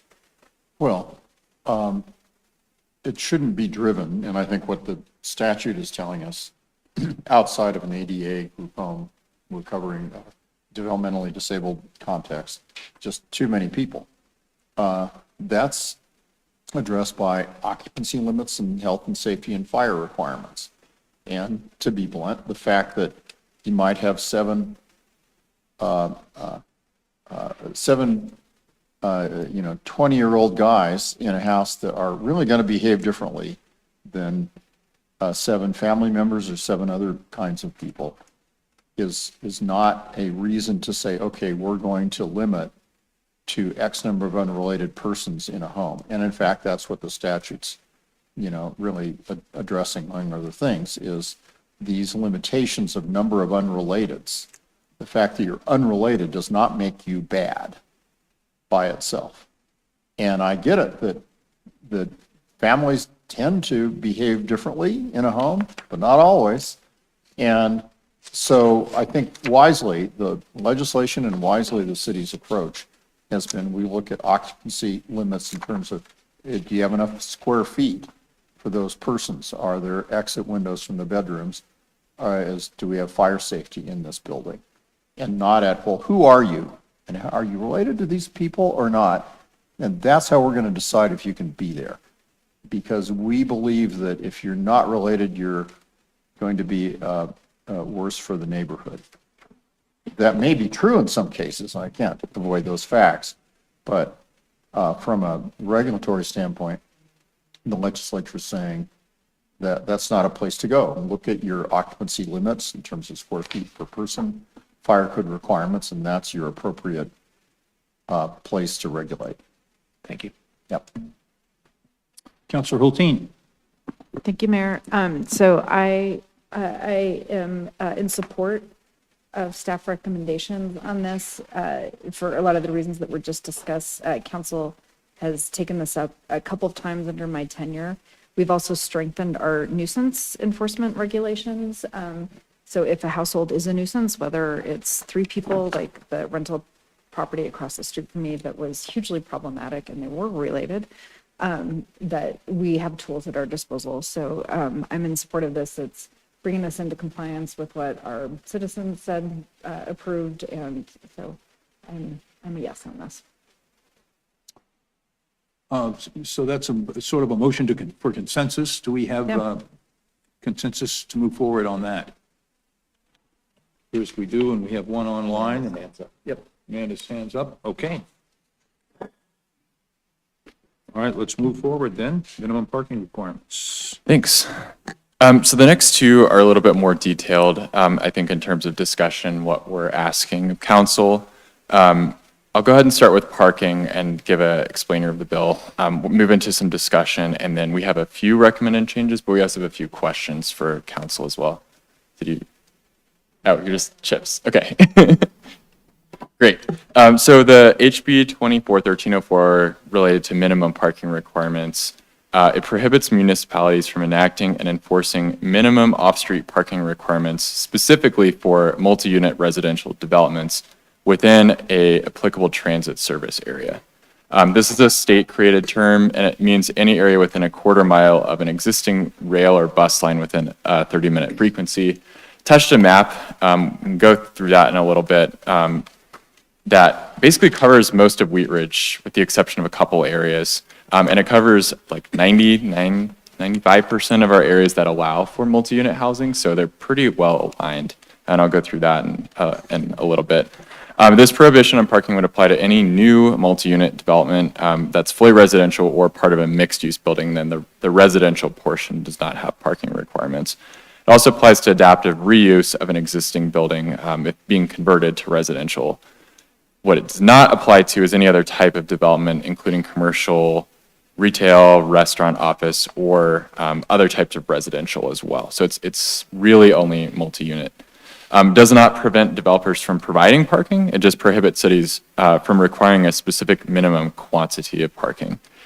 Also doesn't change anything related to ADA, bicycle parking, loading requirements, or if we need to allow or require parking to meet affordable housing funding requirements. This bill does take effect fully in June of this year, June 30th. So it sounds like a pretty substantial change, right? Removing parking requirements for multi-unit residential sounds like a big change. But after a lot of research, we really do believe that there will be a limited impact at Wheat Ridge, specifically due to market forces. Parking is often necessary to make a project successful, especially in suburbia, and providing some parking reduces risk for developers. Some developers can't even get loans without providing parking. So that's kind of the market-based approach. We're also okay that the bill does not prohibit the city from allowing parking, and most developers will continue to elect to provide parking to ensure the desirability of the property to future tenants. Again, because parking is market-driven. More suburban development naturally provides more parking per unit than urban developments, as it's more likely that residents will own cars and need to drive. This does not prevent us from requiring ADA parking or bicycle parking to ensure accessibility is maintained. This discussion is happening tonight because of the change in state law, but these types of changes are something that staff has actually been talking about internally for a while. The market-based approaches to parking are increasingly common, not only in Colorado, but across the country. I think Lauren mentioned that, who is this? I forget his name. One of the land use attorneys in the metro area, Don Elliott, he Yeah. likes to tell the story that half of cities in America have parking requirements and half don't. And you would never know which one was which because ultimately parking comes down to sort of the market. And we usually see parking in the end anyways. Yeah.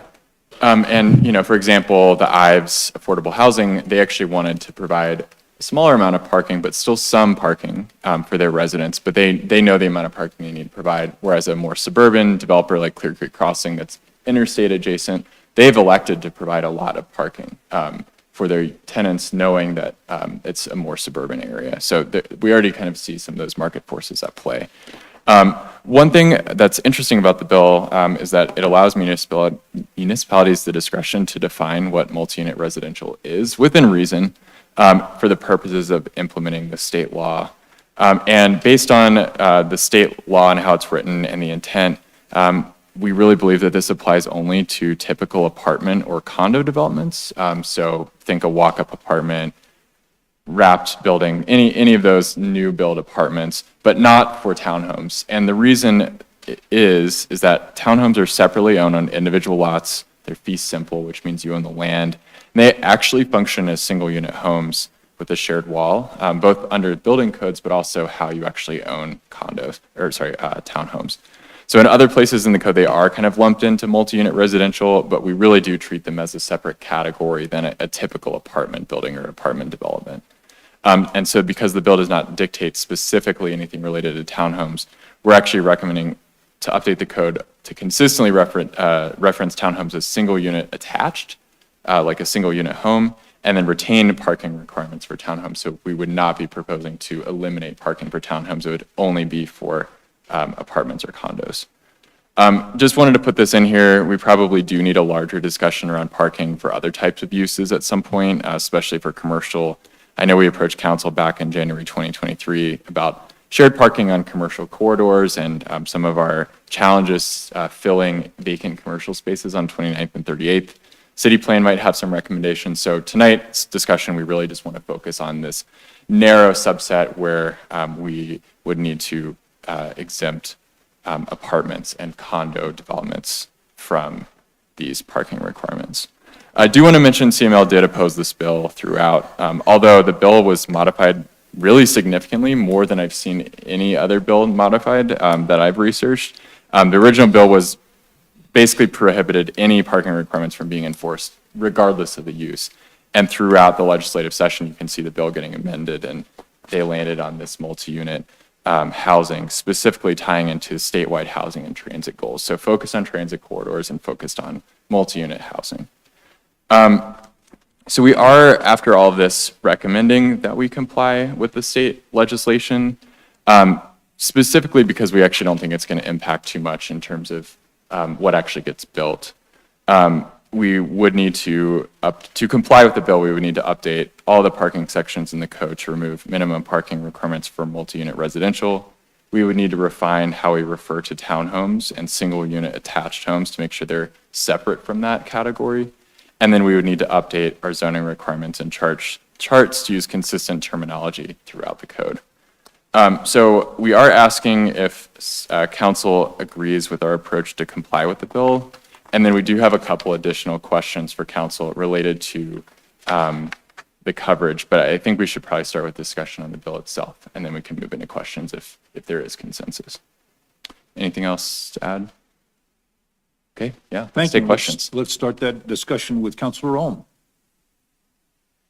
Thank you, Mayor, and thank you for that. So one question I have is, has staff ever discussed about parking maximums? I know City of Fort Collins does parking maximums, so there's no minimums. I'm in support either way of how you want it, right? But I'm just throwing that out there. And if that would help or not, I don't know what that perception would be. I got a couple questions, but if you could answer that one, would a developer feel more inclined to put like zero parking if we say no minimums versus the semantics of saying, well, here's a parking maximum? Does that change things, the perception? Yeah, that's a great question. And the bill specifically allows cities to have maximums because what some cities don't want is overbuilding of parking where, an out-of-state developer may feel they need more parking than is actually going to be utilized. We have parking maximums in our code currently in mixed-use zone districts, so specifically MUN and now the mixed-use Lutheran Legacy Campus. Those are still pretty wide range. I don't think we've discussed specifically if we wanted to expand those to other zone districts. I think that's a bigger discussion. there are probably some places where we wish we had parking maximums. Clear Creek Crossing might be a good example of, for commercial, we found that there's a substantial desire to build a lot of parking when we may not need it. But that hasn't come up in a residential context for other zone districts at this time. And then the other thing that I think we should water is the having places, nice, like bike barns for the EV bikes. Especially if we're talking about getting rid of the parking minimums, it's like, let's change that behavior. How do we water that? It's like, well, you provide them a mandate of having these bike barns that now we can put, our nice bikes inside that. And it could be for non-EV bikes, but really watering that and as we're, looking at creating all this connectivity that, we've taken away having all these parking spaces, and now we have EV parking spaces. And I do think that is a trend that we really need to keep supporting. Thank you. Counselor Hulteen. Thank you. We're just passing the mic here. So first of all, I just really want to thank staff for their approach to this. The memos were just incredibly helpful and articulate and made it a lot easier. As someone who's actually familiar with these, I really appreciated the Wheat Ridge context. So I'm in support of removing our minimum parking. I really agree with the market-driven, having worked in real estate development for 17 years. I mean, everything that you mentioned is very true. Like the market really dictates it. And one thing I'm cognizant of is that in Wheat Ridge, we almost are two cities. There's like east of Wadsworth and west of Wadsworth. And we're a little bit more urban context east of Wadsworth and a little bit more suburban west of Wadsworth. And so sometimes when I think about setting policies around land use in our city, I'm really cognizant that I sometimes feel like we're talking about two cities. So anything that shifts that towards the developer to really look at what is that context and opportunity, I think we're really enabling that type of investment. And until we have construction defects resolved at the state level, we're talking about apartments, and they really do have to look at that long term. So I think we're really enabling developers to make market-based choices and not over-invest in parking. And we've said at this, in this council that affordable housing is a priority, and overbuilt parking actually works against our goal of affordable housing. So I am in support of removing the minimums, and I very much like Councilor Ohm's bringing up parking maximums. I don't think as part of this conversation we're equipped for that, but I'm really curious with city plan coming forward and some of the recommendations that come out of that. Could we be looking at some parking utilization studies? I do my own parking utilization audits as I drive around town, and we have an abundance of parking that is underutilized, and a lot of good uses for land. So those are my thoughts on kind of the bigger question. And since I have the mic, and I will try to not take it again, I am in support both of just the broader approach. So the question about should we not just take the transit corridors, but just do it citywide, I support that. And then I also support pivoting the definition of our EV requirements. And no one's going to be surprised to hear that I really like requiring electric bike barns with charging and protection. So that's all I've got to say on that. Thank you. Thank you. Additional discussion. Councilor Larson. Thank you, Mayor. Was trying to find what part of the code would we be looking at altering or amending? It would mostly be 26501, the parking section. And then there's some additional parking sections within the mixed use regulations as well. Because if we could simplify that, it would certainly go a long way. Because it really isn't clear how things are differentiated. Well, all right, I'll simplify this question. If somebody's going to build 10 townhomes on a block, what is the parking requirement we have now? It varies by zone district. I think for mixed use, where we see townhomes frequently, there's a required range of 1 to 2.5 per unit. We also are allowed by code to assess guest parking requirements if there's not other available on-street parking for guests. So it's a range. We generally see people provide about 2 per unit, 1.5 to 2. So you provide the developer with, okay, you guys, this is the range, because the developer is looking at the math that says, okay, I'll get this many acres, and I can build this many units, and if I think this is going to need 2 per unit, then, I've got to figure that in, and will that put him over the hurdle he has to cross?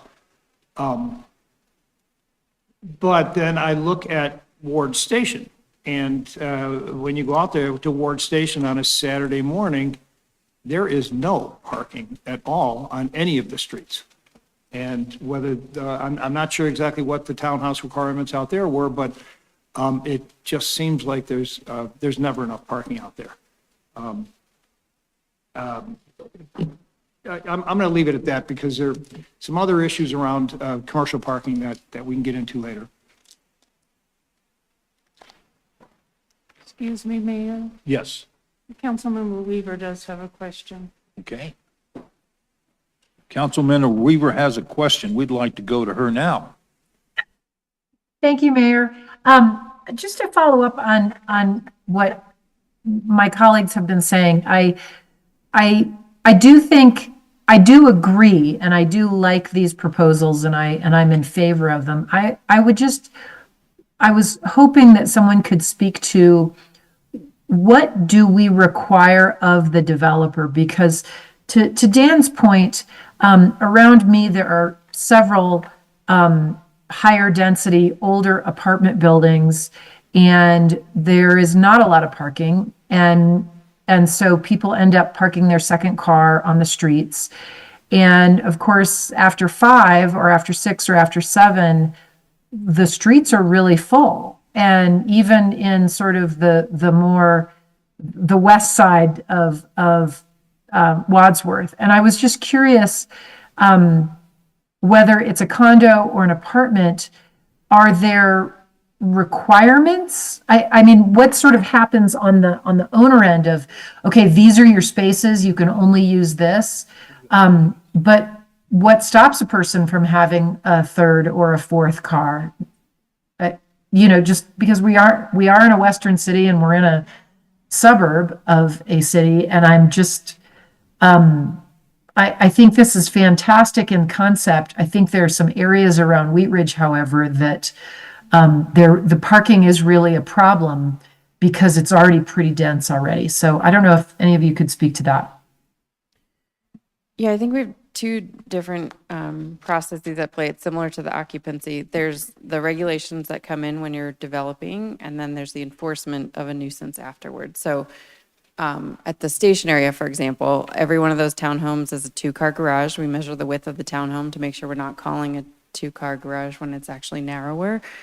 How somebody chooses to use their garage to store toys or vehicles is not something that is regulated by the zoning code or the nuisance code. So where there is on-street parking, we see it filled. And I think that's okay. The goal is to utilize the land that we decide to dedicate to vehicles.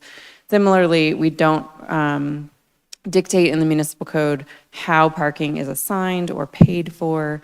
We have periodically made sort of a friendly phone call to a new apartment building who's parking in a pickleball lot when we know that they have enough parking in their garage. But it's not something that we are actively regulating. So when a project comes to zoning, we're comparing the code requirements to the proposed requirements. To be completely honest, for residential projects, they are usually parking it based on their market study, their loan, and their design, and then making sure they fall within our range.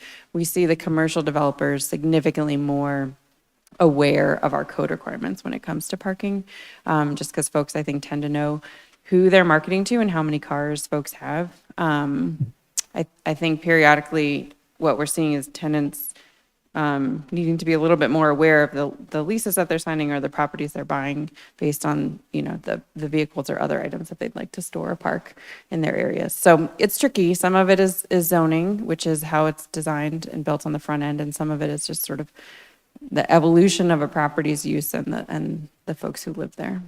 And I'll add, one thing we can require that this bill does not prohibit is for new development, we can require street improvements. So, if there's an unimproved street, they would still be required to build on-street parking. They'd still be required to build sidewalks and entrances to their development. So that's not changing. This is specifically talking about private property and regulations of private property. Okay, thank you for that explanation. And I am in support of the staff recommendations. Thank you. Thank you. Counselor Hulteen. Thank you. Do we have the ability to regulate whether developers can charge extra for their parking, like for apartment buildings?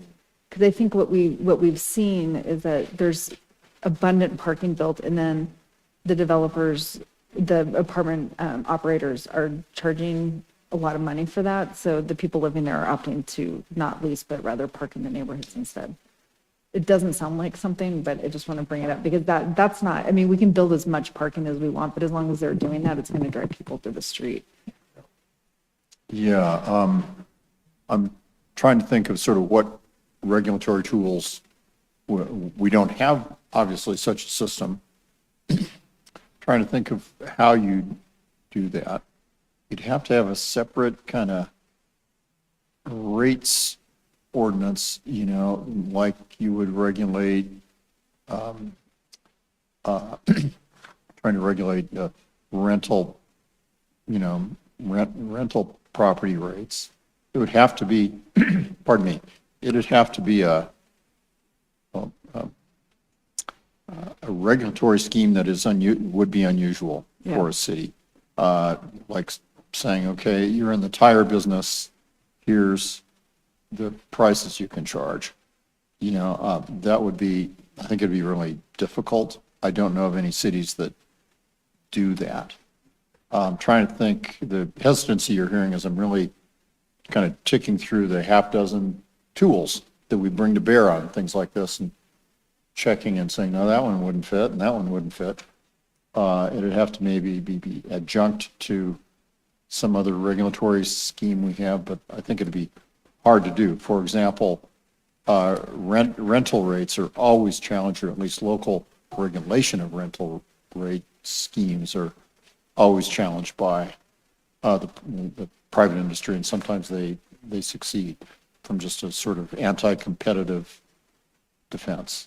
So I think that'd be tough. Could maybe come at it from a different direction though, and have permit street parking so that people can park there, or 2-hour parking, but we'd have to force that, right? So I think maybe there's other ways to get to that. Yeah, and I'm not necessarily proposing that's something we tackle, but I just want to say we can be having this discussion, and those building operators could be making the choice to charge too much for the spaces they own, and they'll still park on our streets. So, and to Councilmember Weaver's point, I actually forgotten this, but over the weekend, anticipating this, every time I walked the dog, I was just paying attention to my neighborhood, to what the parking. I live in R2, but it's predominantly single-family homes. A lot of them are brick, like mid-century ranches. Excuse me. And I would say probably about a quarter of them don't have any garages, like attached or detached. And by that, I mean they've converted their garage at some point to a livable space.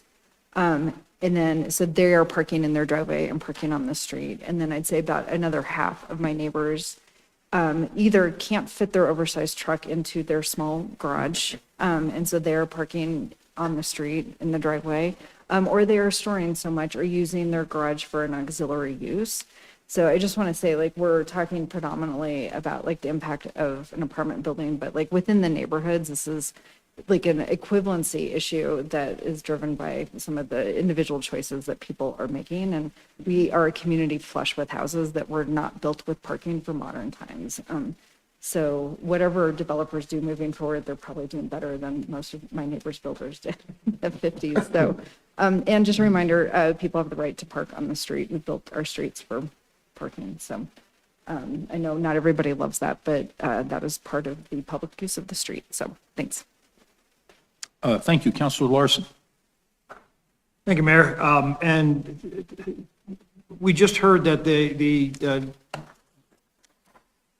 a townhome developer that is looking at a new project will be told that he or she will be asked to produce between 1 and 2 off-street parking places per unit. Do I understand that about right? Yes, the townhome requirement ranges from 1 to 3-ish parking spaces per unit. And we are now looking at differentiating Yes. multifamily developments and condominiums, which are typically multifamily. What would that look like? How would it be different from the townhome requirement? Per the state law, we'd have no minimum parking requirement for the apartments, but we'd retain our minimum of 1 per unit for townhomes. Yeah, we're not proposing to change anything about townhomes. It would specifically be the apartment that the state bill addresses. Right. So what we're saying is that if a developer wants to come in and build a multifamily building at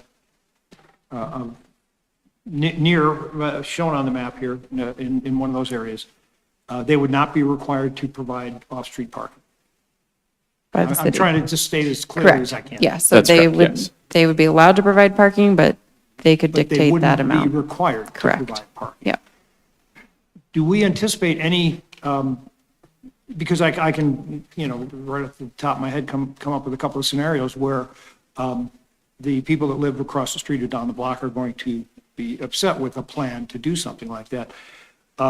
Can we think about some sort of maybe a process that provides a parking study or some sort of a relief or something for the neighborhoods? Because if a project is looking to build a fairly large building that will have parking, because we've acknowledged that as a suburban area, people will be driving their cars. How do we accommodate neighbors who have lived there for a long time and they now see their ability to park in front of their home taken away? So I think it sounds very scary. I don't think we'll get a big apartment building with no parking. We know we have people in the queue with apartment projects and they're not clamoring to get rid of their parking. If it does become an issue, or if there's a certain context where it's an issue, we do have an ability in the code. It's outside the zoning code, but our engineering and police departments administer a parking permit system. We typically only have them by our schools, but we could, expand that tool if we ever needed to. Thank you. Counselor Snell. Thank you, Mayor. I just wanted to go back. You mentioned the Ives and their parking lot is smaller. Is that correct? Are they elected to not have the same number of parking spots, I guess, allocated? Yeah, so to give some background on that, the ISA is considered a deed restricted affordable, and I think 2 years ago now, we amended our code to lower parking requirements. We actually approached council and planning commission at that time to eliminate them, and that was not the direction that we ended up taking. But they had a reduced parking requirement of 0.75 per unit. Now the parking requirement is 0.5 per unit, and I actually spoke with the manager of that property the other day, and they have a parking utilization rate of like less than half of that parking. So they actually, if they could have chosen, they would have built less, as long as they're meeting the minimum funding requirements from the feds or CHAFA for affordable housing. They would actually elect to provide less because they actually felt that our regulations were still too burdensome on them. But that's a specific use case where the vast majority of the residents do not have cars. That was going to be my next question, is what is their use, or what does it look like now? So that's great. And that's more so because transit is vastly used by those residents, correct? Or I'm I think that's one reason, yeah, there's a multitude. Sure. Yeah. Yep. Thank you. Thank you. Any further discussion on this? I don't see any. At the bottom of page 5, staff is recommending three recommendations. You can take a look at those quickly again to refresh your mind. And then does council agree with staff's recommendations to make these changes to comply with state regulations. Do we have consensus on that? Seems as we do, and our online, yes, okay, seems that we do. Okay, we got that one done. Yeah, so thank you, Mayor. We do have a couple of additional questions on this one now that we have Okay. consensus, because there are a couple ways we can approach this. And Councilor Hulteen brought up question one, which is there's this transit service areas map where the legislation applies. Map 2, which is the city's zoning, where apartments are allowed R3, MUN, MUC, for example. Those areas almost fully align.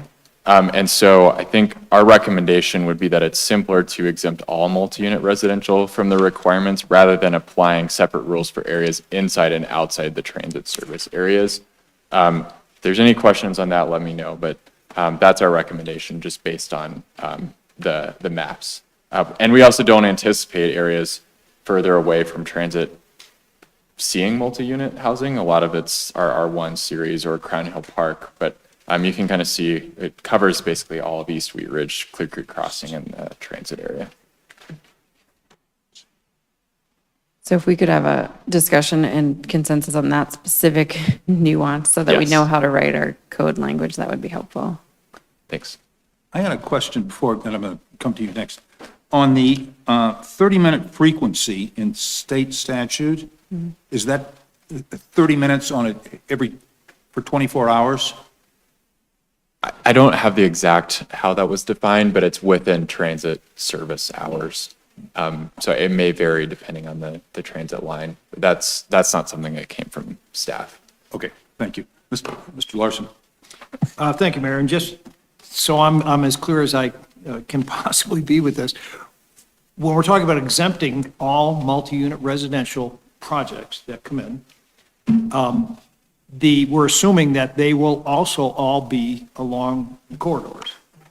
And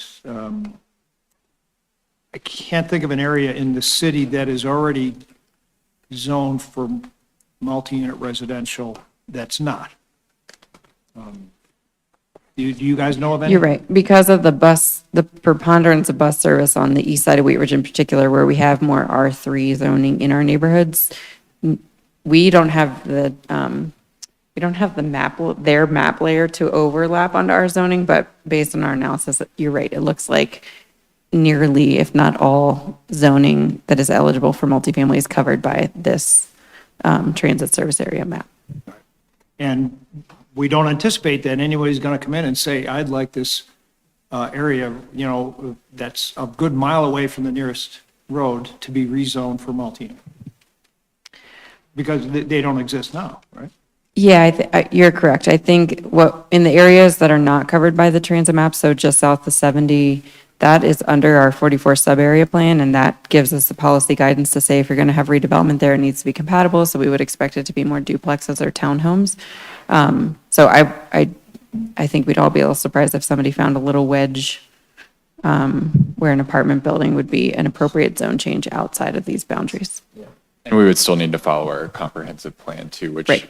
wouldn't really call for that in such a far away area. Thank you. Additional questions?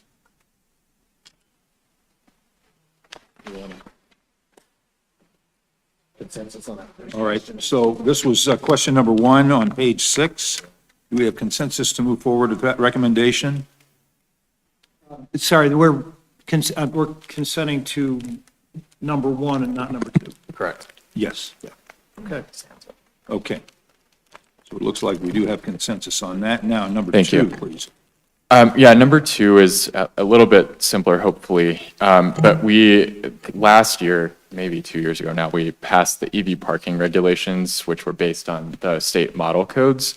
And we based those on the overall number of required parking spaces. But because what we didn't want is to overly burden a developer or someone trying to invest in their property, provide like way more EV parking than they could possibly afford. So we base it on the required, which is typically the lower number. But since parking is now not required or will not be required, to meet the intent of that legislation in our code, we still need to do something. So the thought here is to switch it to be based on the amount of provided parking spaces, so that we can still have some EV parking being provided by new developments. So we're seeking council consensus on that switch, and then we would proceed. Question, Ms. Councilor Larson? Thank you, Mayor. What's the difference between a provided space and required space? That's a good question. So our code would require currently our code would require a minimum number of parking spaces. And so if it's, I don't know, let's say our code would require 200 parking spaces for this apartment building, that's the required number. And the EV parking right now is based on that number. But, a developer might say, well, I want to build 350 spaces instead of 200. We would still base it on the lower required number, not the excess amount of parking that they're being provided. Because that would also increase their EV parking requirements. So the number doesn't move in lockstep with the number that they're going to provide? Currently, yes. Now it would if we go with this recommendation, only because the required number would now be 0. And so to meet this spirit of still providing EV parking, we have to base it on something. So it would go back to the number of spaces that are actually built. And what we're asking is that a percentage of the number of spaces that are going to be provided are dedicated for EV. Correct, yes. And if they say, I'm putting in a 50-unit apartment building, and I'm going to provide one per unit, one off-street per unit, just offhand, then a percentage will be of that. But correct. But if he says, to your point, I'm going to provide 100 spaces, it wouldn't necessarily have to increase.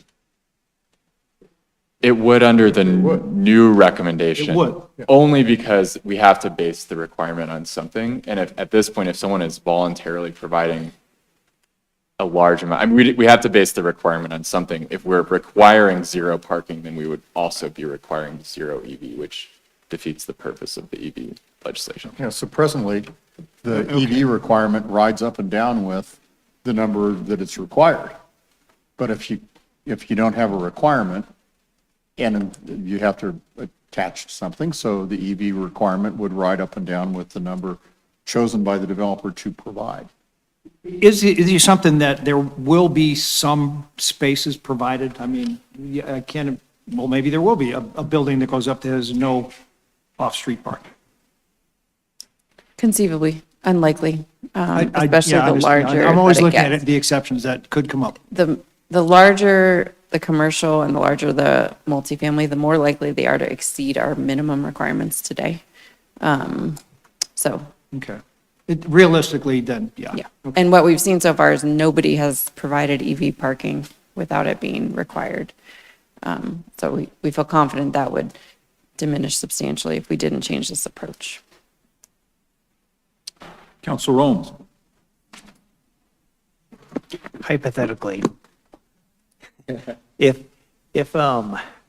imagine the smallest possible multi-use apartments, and that they don't want to put any parking whatsoever because they don't have to.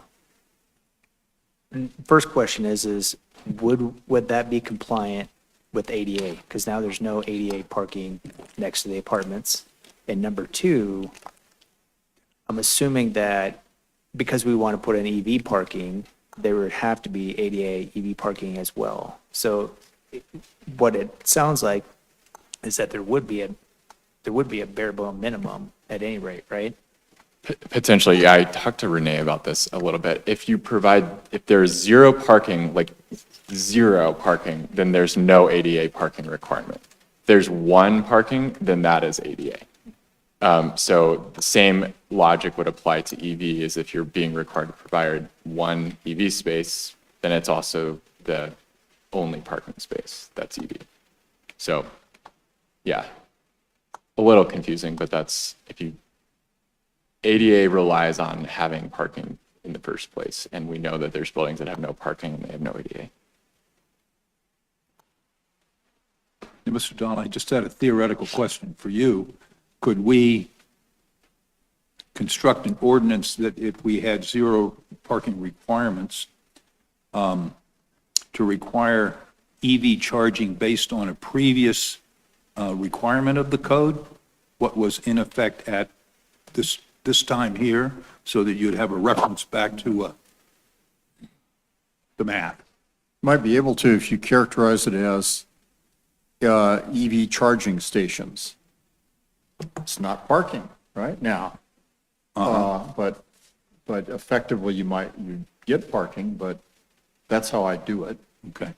To respond to that hypothetical, I think it's all about terminology then, right? Right. So we're not requiring parking because we can't. We're requiring EV charging as a part of this development. And that might have a ripple effect of, probably would, parking space so that you can park your EV car there. Yeah. Okay, thank you. Council, Mayor Pro Tem Stites. Thank you, Mr. Mayor. Lauren, you mentioned earlier that the new buildings being built, if we weren't requiring EV, they probably wouldn't put them in.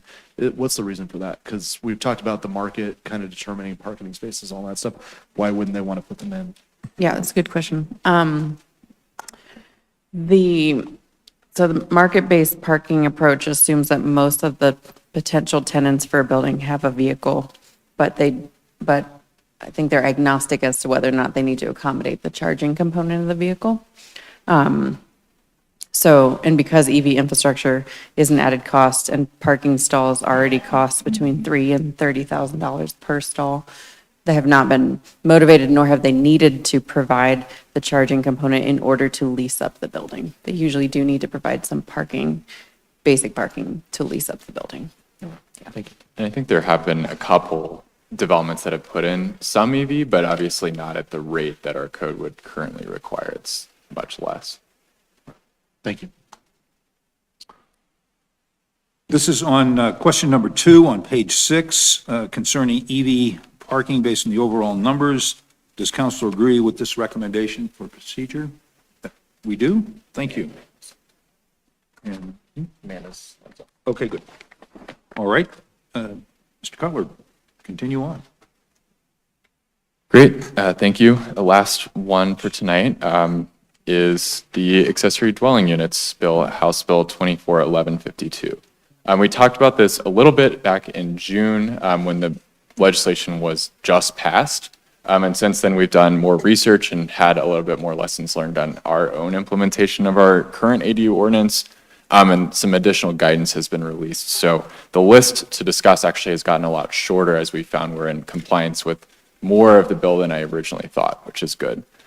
So this bill does require that municipalities allow ADUs on properties containing a single unit home through an administrative approval process. We already do that as of August 2022. This bill also includes provisions ensuring communities are not being overly restrictive on ADUs, and it takes effect in June 30th of this year. This bill is one where we have required reporting, and we will be required to submit a report demonstrating compliance to the state by that date. So we talked about this a little bit in the June study session last year, but we are really largely in compliance with the bill. There are only now 3 provisions where we partially comply, and I think we're not too far off, honestly. Size of the ADU, owner occupancy, and planned developments. So size of the ADU I did bring up last time. This bill requires that ADUs are always allowed between 500 and 750 square feet in size to ensure that an ADU is large enough to accommodate 1 bedroom and an adequate kitchen and bathing facilities. So our current restrictions are based on the size of the primary dwelling unit. An ADU is limited to 50% of the square footage of that primary dwelling, or 1,000 square feet, whichever is less. That ensures that the ADU is smaller than the main house. But what we missed and what the state is attempting to correct here is that we have a lot of really small homes in Wheat Ridge where people are still interested in investing in ADUs. And for example, in East Wheat Ridge, you might have a house that's under 1,000 square feet, which means you have an ADU that might be 300, 400 square feet. That's enough for some people, but it's not enough for everyone to fit in a bedroom, a bathroom, and a kitchen and have adequate living space. So to comply with the state law, our code would need to be changed to allow that Still small ADU, but a range of at least 500 to 750 square feet in size in all instances. The only time we could then limit that further is if we limit the maximum size to be no larger than the house. So if the house is 800 square feet, we could limit it between 500 and 750. If the house is 750, then it's 749. But what we can't do is prohibit an ADU within that 500 to 750 range. We looked into it. We've had no concerns with these changes. We've seen ADUs kind of approved wide size range. I think one I'm reviewing right now is about 300 square feet, but they're electing to do more of a studio apartment. We've also seen people run into that issue of struggling to find space for an ADU because their house is so small, and some people have even considered adding on to their house in order to make up space in the ADU, and that feels like a pretty big burden. So even though it's coming from the state, I think that's something that we've analyzed as well and really don't have any concerns with. So I think what I'll do with ADUs is we'll just get general consensus because we are going to recommend complying with all of the changes at the end. But we can kind of break up the discussion later if we need to. Owner occupancy. So the state bill generally prohibits owner occupancy requirements for ADUs with the goal of removing barriers to ADU construction and financing. We currently require owner occupancy demonstration for all ADUs by recording a deed restriction against the property, stating that the owner must live either in the primary dwelling or the ADU. And the bill prevents a blanket approach to owner occupancy and instead breaks it into 3 different scenarios. So for new single-unit home being constructed concurrently with the new ADU, so new development basically, cities can no longer require owner occupancy. For an ADU being used as a short-term rental, cities can enforce owner occupancy, and we currently do, so we're good there. The last scenario is for a new ADU being constructed on a lot with an existing house that's currently occupied. Cities may require evidence of owner occupancy only at time of application. So we can't enforce owner occupancy after a permit is issued and deed restrictions aren't allowed, but we can still ask for it at time of application, and that would apply to the existing ADU category as well. We are really needing to discuss that third scenario because the alternative is to just eliminate the owner occupancy requirement altogether. Wanted to put this in here because we do recognize, staff recognizes that this was a really big part of the original 2022 ADU ordinance. We know that this was really important to everyone. Now we've been allowing ADUs for almost a little over 2.5 years and approving ADU applications with all the deed restrictions in place. And we have some lessons learned. It's been a lot. We've approved a lot of ADUs. They have still not proliferated widely. And we really believe that without an owner occupancy requirement, they would still not continue to proliferate widely due to costs mostly. It's expensive to build an ADU. Tap fees and labor alone are really high. And so it's going to take a special type of property owner to want to build an ADU in the first place. In practice, with these deed restrictions, it's been hard to track down property owners to get them to sign. Some have been hesitant. And then after the fact, it's impossible to enforce owner occupancy requirements, especially after a property is sold. That would require going to the house and saying, are you the owner of this property and are you living in one of the units? And as we talked about earlier, that can be a big challenge. I think similar to parking, this is something that we've been thinking about and have likely made a similar recommendation at some point in the future based on just the past few years of regulating ADUs. The state obviously has put us on a timeline, but I think it's something that we were already talking about internally of being a challenge. And it is always good to revisit legislation after implementation to see if things are working and if things aren't working, just like we've done with short-term rentals now a couple of times. So we are recommending retaining the owner occupancy requirements for short-term rentals in compliance with state law and what we're already doing. Although the state allows the city to ask for proof of owner occupancy at time of permit for a new ADU on a lot with an existing house, it really may not be necessary anymore, and it likely does not achieve the city's original policy intent was to do a full deed restriction. This is just a point in time, do you occupy the property, yes or no, here's your permit.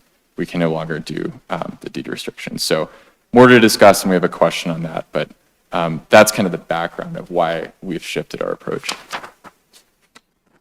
Okay, one more quick one related to planned developments. So the bill does require ADUs to be allowed in existing planned developments where single unit dwellings are allowed. In effect, this treats planned developments the same as a standard zone district. So if a planned development allows a single unit home, it must also allow ADUs. Our current regulations require this for new planned developments, but we did not apply that retroactively. We don't really actually have any concerns with this change. ADUs in the planned developments, existing planned developments, would still be required to meet the development standards of that district where they're located, including setbacks, height restrictions, and reasonable design standards if applicable. We don't think that this will really have a large impact. I don't think we've actually gotten that question before, but it is something where if someone lives in a planned development, they should be afforded the same opportunity to build an ADU as someone that's not in a planned district. So just to give a quick background on this, CML took the position of oppose unless amended. And they did legislatively, they lobbied the legislature pretty substantially along with some municipalities to modify portions of the bill to allow for some flexibility and local control. So for example, the original bill had a blanket prohibition on owner occupancy and now it's that kind of 3-tier system. They still did oppose unless amended, specifically related to local control on this one, same as the parking. Recommended code changes. So to comply with the House bill, we would need to change the code, specifically the ADU section, to comply with the size restriction requirement. We would need to update owner occupancy requirements, continuing to require owner occupancy for short-term rentals, and modify some other requirements. And I've got one question on that, question 1 below. And then lastly, we would need to update the planned development section related to existing planned developments. So seeking consensus, we want to see if council agree with our approach to comply with the House bill. And then if you do agree with the approach, there are questions below regarding the owner occupancy requirements and if you want to ever request owner occupancy for that narrow case where we can. So yeah, discussion, questions. Thanks. Councilor Rome. Thank you, Mayor. Thank you, Scott. That was a good presentation. First question is, are duplexes allowed in R1 zones? No, they're not. And ADUs are not allowed with duplexes either. But they would be, what we're proposing, they would be allowed in all districts, right? The ADUs would be allowed in all districts? No, the state legislation mirrors ours where they're only required to be allowed with a single unit home as an accessory use. So it's not expanding where ADUs would be permitted. So on a R1 with a single family home, it could have an ADU? Correct, yes. Okay, and so I also saw that it said that the ADU maximum size could be limited to the maximum size of the primary dwelling, right? Correct, yes. So what I've seen in Denver, which is interesting, is that they're doing, it's called I don't know what the word is, but it's a detached duplex on one property. So what I'm asking theoretically is could you check the box and say, maximum size, same as the primary, it's in an R1. We've now created an ADU, check the box, but it looks like a detached duplex on an R1. Yeah. So what we didn't do is summarize all of our other regulations. We talked about detached duplexes actually the very first time we brought ADUs into here a couple of years ago. They have their merits in a different context. Our limitation on an ADU being limited to 50% of the size of the single unit home still applies.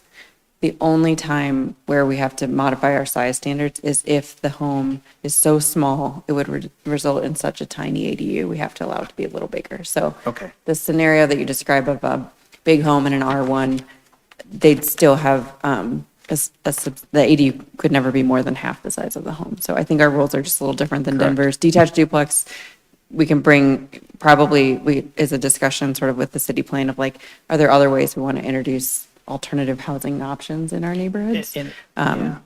and I'm not necessarily, I just want to have the discussion. I'm not necessarily saying I'm 100% opposed to the detached duplex, but I Yeah. just want to kind of vet that out. Yeah, it's a different housing type, and I think something we will bring with sort of a suite of alternate housing types and how we can sort of massage some of our R-series zoning based on the city plan, but it wouldn't change likely the ADU approach. Right, and a duplex also would allow the unit to be sold separately, whereas ADU is always held within the same ownership. That So was- that's not changing. That was a big concern of mine too, if it's going to be separate, it could be sold later. So thank you for that. And then my comment is that I think originally, when we did the crafting of the ADU, it was something new, and the sentiment was that owner occupied.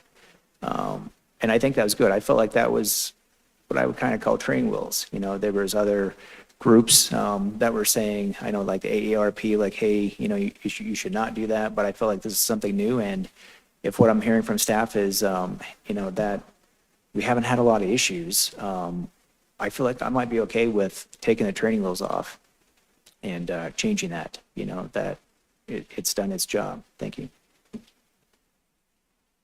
Counselor Hulteen.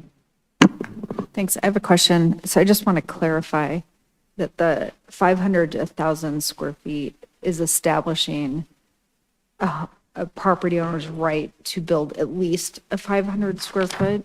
But if I wanted to still build my 350 square foot ADU, I would be allowed to. Correct, yes, we're not proposing to eliminate sizes Tiny, smaller. We're just itty-bitty. saying you have the right to build this middle size. And we're also not proposing to increase either. So Okay. the range would be still up to 1,000. It's just guaranteeing like a minimum of 500 square Exactly. feet, independent of the size of the principal property. And that's kind of based on a habitability of like a one bedroom kind of needs to be 500, a two bedroom kind of needs to be 750. So there's that range where it's actually a viable dwelling unit. Wonderful. So I am in support, and I'll just say that much to Counselor Ohm's comments, when we first started this, we were not sure what ADUs, how they would play out. And first of all, just like the sheer number of them is not going to be huge in the near term. At some point, that might be different. So we're not really talking about substantial impact on the character of our community. And I also, when I hear that it's really hard to enforce, I think something I've increasingly become mindful of as a city councilor is to not push things that are unenforceable. So just to have a regulation for the idea of it as opposed to the ability to actually enforce it doesn't translate well for me. So I support removing the owner occupancy. Thanks. Scott, I had a question, and I'll get to you. Let me go back to this a minimum size. State law requires that municipal code would need to be changed to allow an ADU of at least 500 to 750 square feet. Now, my first question there was, why would there be two numbers there? I mean, either the minimum size would be 500 square feet, right? Yes, but the law is talking about a range, so we would be required to allow the range between 500 and 750. The minimum size would be 500 square feet. Right. I mean, what other number in there Yeah. makes any sense if I that's the think it's minimum? because we are okay with a smaller ADU, right? So if somebody chose to build a 300 square foot ADU, that's okay. So it's Well, that was my second question, does that comply with state law to build a 300 square footer? yes, so the ADU what would inform the true minimum size of an ADU is the building code, which sets minimum square footages for bedroom, bathroom, cooking facilities. Zoning regulations are always sort of a layer on top of the building code. And in some communities, they do dictate the minimum size of a house because they don't want tiny houses and they don't want diversity of housing types. So I think the goal was to say, we're going to ignore how you community choose to enforce anything smaller or bigger and just tell you, you have to at least allow this size, which generally accommodates a 1 to 2 bedroom ADU. It's awkward. It's definitely awkward. Layering house legislation over our zoning code is always a bit of a linguistic gymnastics, but I think will stick to their language so that we can demonstrate that we are affirmatively in compliance with what they've dictated. And you may have been asking, well, why did they bother with the 750? Why Well, that not was just- why I was asking. If Yeah. 500 is the minimum, 500 is Yeah. the minimum. And, you know, that's the legislature, and having been there, I'll tell you that, they had in their heads that, gosh, there could be, you know, if it's got to be at least 500, then we don't want cities capping it at 600 for some strange reason. They didn't have the benefit of what Scott has just talked about, which is if you want to do a one-bedroom, you're really going to be around 500. If you want to do two, it's going to be around 750. Okay. They I didn't mean, have the benefit of and that that's expertise. to Lauren's point, that the geography of the layout of the unit is going to dictate that it becomes 500 feet or more. Okay. And the legislature's created sort of a safe zone in their heads. Okay. For that kind of housing. I didn't want to put too much logic into that. so Thank you. No, you shouldn't on this one, yeah. Okay, so the time runs late, so are there any more questions on this? Okay, so we have recommendations on page 8 in the center, 3 bullets there. And does staff agree to that approach? We have consensus on that? We do, okay. And then we had a follow-up question for scenario number 3, and I think that was back on the other, on page 7, scenario number 3, the third bullet. There are options. Scott, once again, articulate what the question is. Thanks. Yeah, so the question here, there's this narrow use case where we are still allowed to ask for owner occupancy proof, and that is that scenario 3 where a new ADU is being constructed on a lot with an existing house that is currently occupied. So a pretty narrow use case, but don't really totally understand the intent there. But there's really 2 options there. We can request proof of owner occupancy at time of permit and deny applications on properties that are not owner occupied at that point in time, or we can remove owner occupancy requirements altogether since they cannot be enforced after owner issuance. Our recommendation is removing them altogether, just to ensure the barriers are removed and allow reinvestment. And this also may help legalize properties with existing ADUs where owners may be cautious to come forward if the property is not owner occupied. That is definitely a category of ADU in the city. And again, I think we think ADUs will still not widely proliferate if we go with option B. So happy to take questions on that. Okay, Councilor Larson. Yeah, thank you, Mayor. Just so I understand, when we talk about removing the requirement for owner occupancy in order to issue a permit, this is across the board, including the short-term rentals? No, it would just be. It would not We would, include. correct. Short-term rental, as we see here in bullet number 3, would stay in place. Exactly, yes. That was really important to us and something we're allowed to do as well. And the requirement for owner occupancy becomes part of it. Is it a deed restricted after that, or? So we're no longer allowed to require deed restrictions. I think this would be, if we go with option A, it would be demonstrating that they occupy the property currently at time of application. And then after that, we do not look at it at all. So it's a very narrow window where we are allowed to ask for that scenario.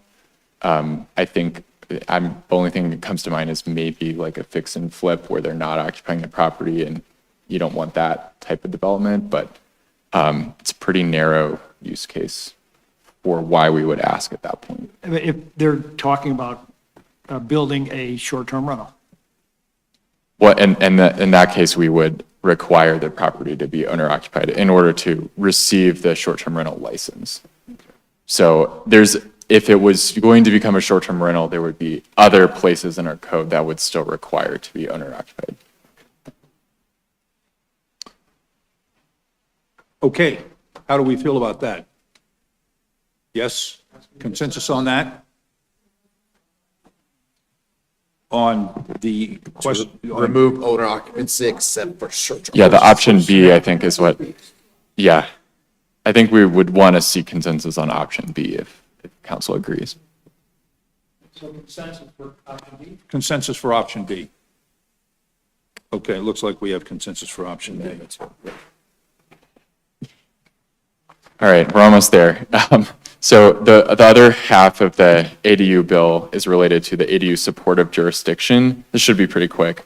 Council did give initial consensus at the June 3rd study session to release staff to look into us becoming an ADU supportive jurisdiction. It requires cities that intend to become an ADU supportive jurisdiction to adopt our requirements of the bill. Sounds like we're on board with that, so that's one barrier removed there. There were those 10 strategies that we talked about last time. Nothing has really changed. And council previously gave consensus to at least explore items E, F, H, and I, so that kind of towards the bottom there. We did want to say we are somewhat implementing strategies A, B, and C to varying degrees of effectiveness and success. Wanted to just reconfirm council's desire to pursue those. We don't fully know the implications of exploring all of those or adopting those measures, specifically from a cost and staff resourcing standpoint, but we're still happy to look into them and pursue the implications of those strategies if council reaffirms that or wants to add or remove any of those other strategies from the list. And the benefits, Scott, of being a supportive jurisdiction. Good, yeah, good question. So we do get some funding from this ordinance that was actually put into law, I believe, for 5 years, and then after that, I'm not sure. But we get some funding to actually support some of those programs. So if you intend to adopt them and we put them in our strategy as we're starting to work on them, we could potentially receive funding from the state to potentially, for example, waive permit fees or fund pre-approved plans, which we know will cost money. So you kind of have to commit and then you get the money.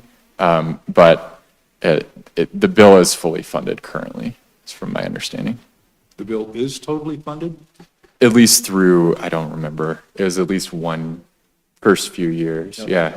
$1 billion. Well, until they, until they read the budget message this thing Yeah. out today. It was when the bill was passed. Okay, is there discussion on this item? Councilor Hulteen. Thanks, I'll be quick.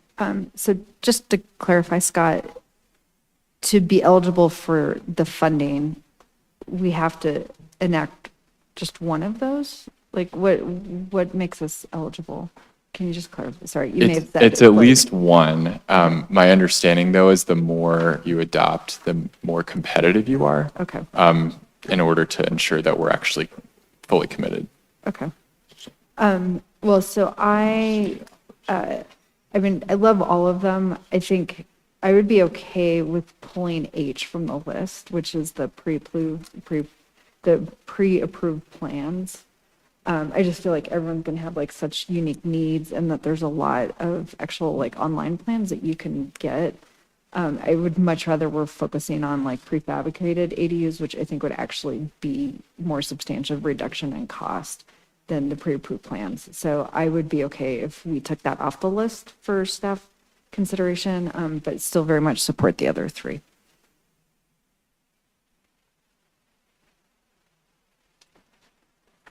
Mr. Larson? Thank you, Mayor. First off, yeah, providing support for building permit fees for low-income and moderate-income families makes a whole lot of sense when we've had this discussion about what our building permit fees are now for people that are doing their own work. And I think that'll be a discussion for another day. My concern is, again, on the pre-approved plans, I agree with Councilor Hulteen that we may want to be careful how we address that, particularly when we talk about reviewing a plan that gets a pre-approved plan submitted. And I don't know, it just seems like there's it's some kind of a minefield there. The concern I have, the biggest concern is prefabricated ADUs. And without any sort of definition of what a prefabricated ADU looks like, I don't know, I have trouble supporting that one.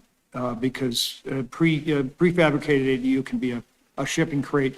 It can be anything from a park model RV to a fully built out designed building. So until we come up with some definitions around what a prefabricated ADU looks like, I won't be able to support that one. Additional discussion? Councilmember Weaver has a question. Councilmember Weaver. No, she's changed her mind. No. Okay. Okay, so do we have consensus to add any of these? Let's see if we add E. Is there consensus to add E? Okay, so it looks like E is okay. F is, let's see, F is enacting local laws that incentivize the construction and conversion of ADA accessible and visitable ADUs. So we want to enact some more laws, okay? And then providing pre-approved, this is H, providing pre-approved plans for construction of ADUs. Nope, not there. And I, enacting laws that encourage prefabricated ADUs. Four, Amanda's, yes. and is yes, so five, so we're gonna make some more laws there, okay? Just investigating these items, not changing anything, so. Okay, Yes, investigating. okay. What else, Scott? That's it. Okay, thank Thanks, you. everyone. All right. Staff reports? Nothing else this evening, thank Okay. you. Public epistles? Okay, we are adjourned. That's the quickest adjournment I've ever seen. No, I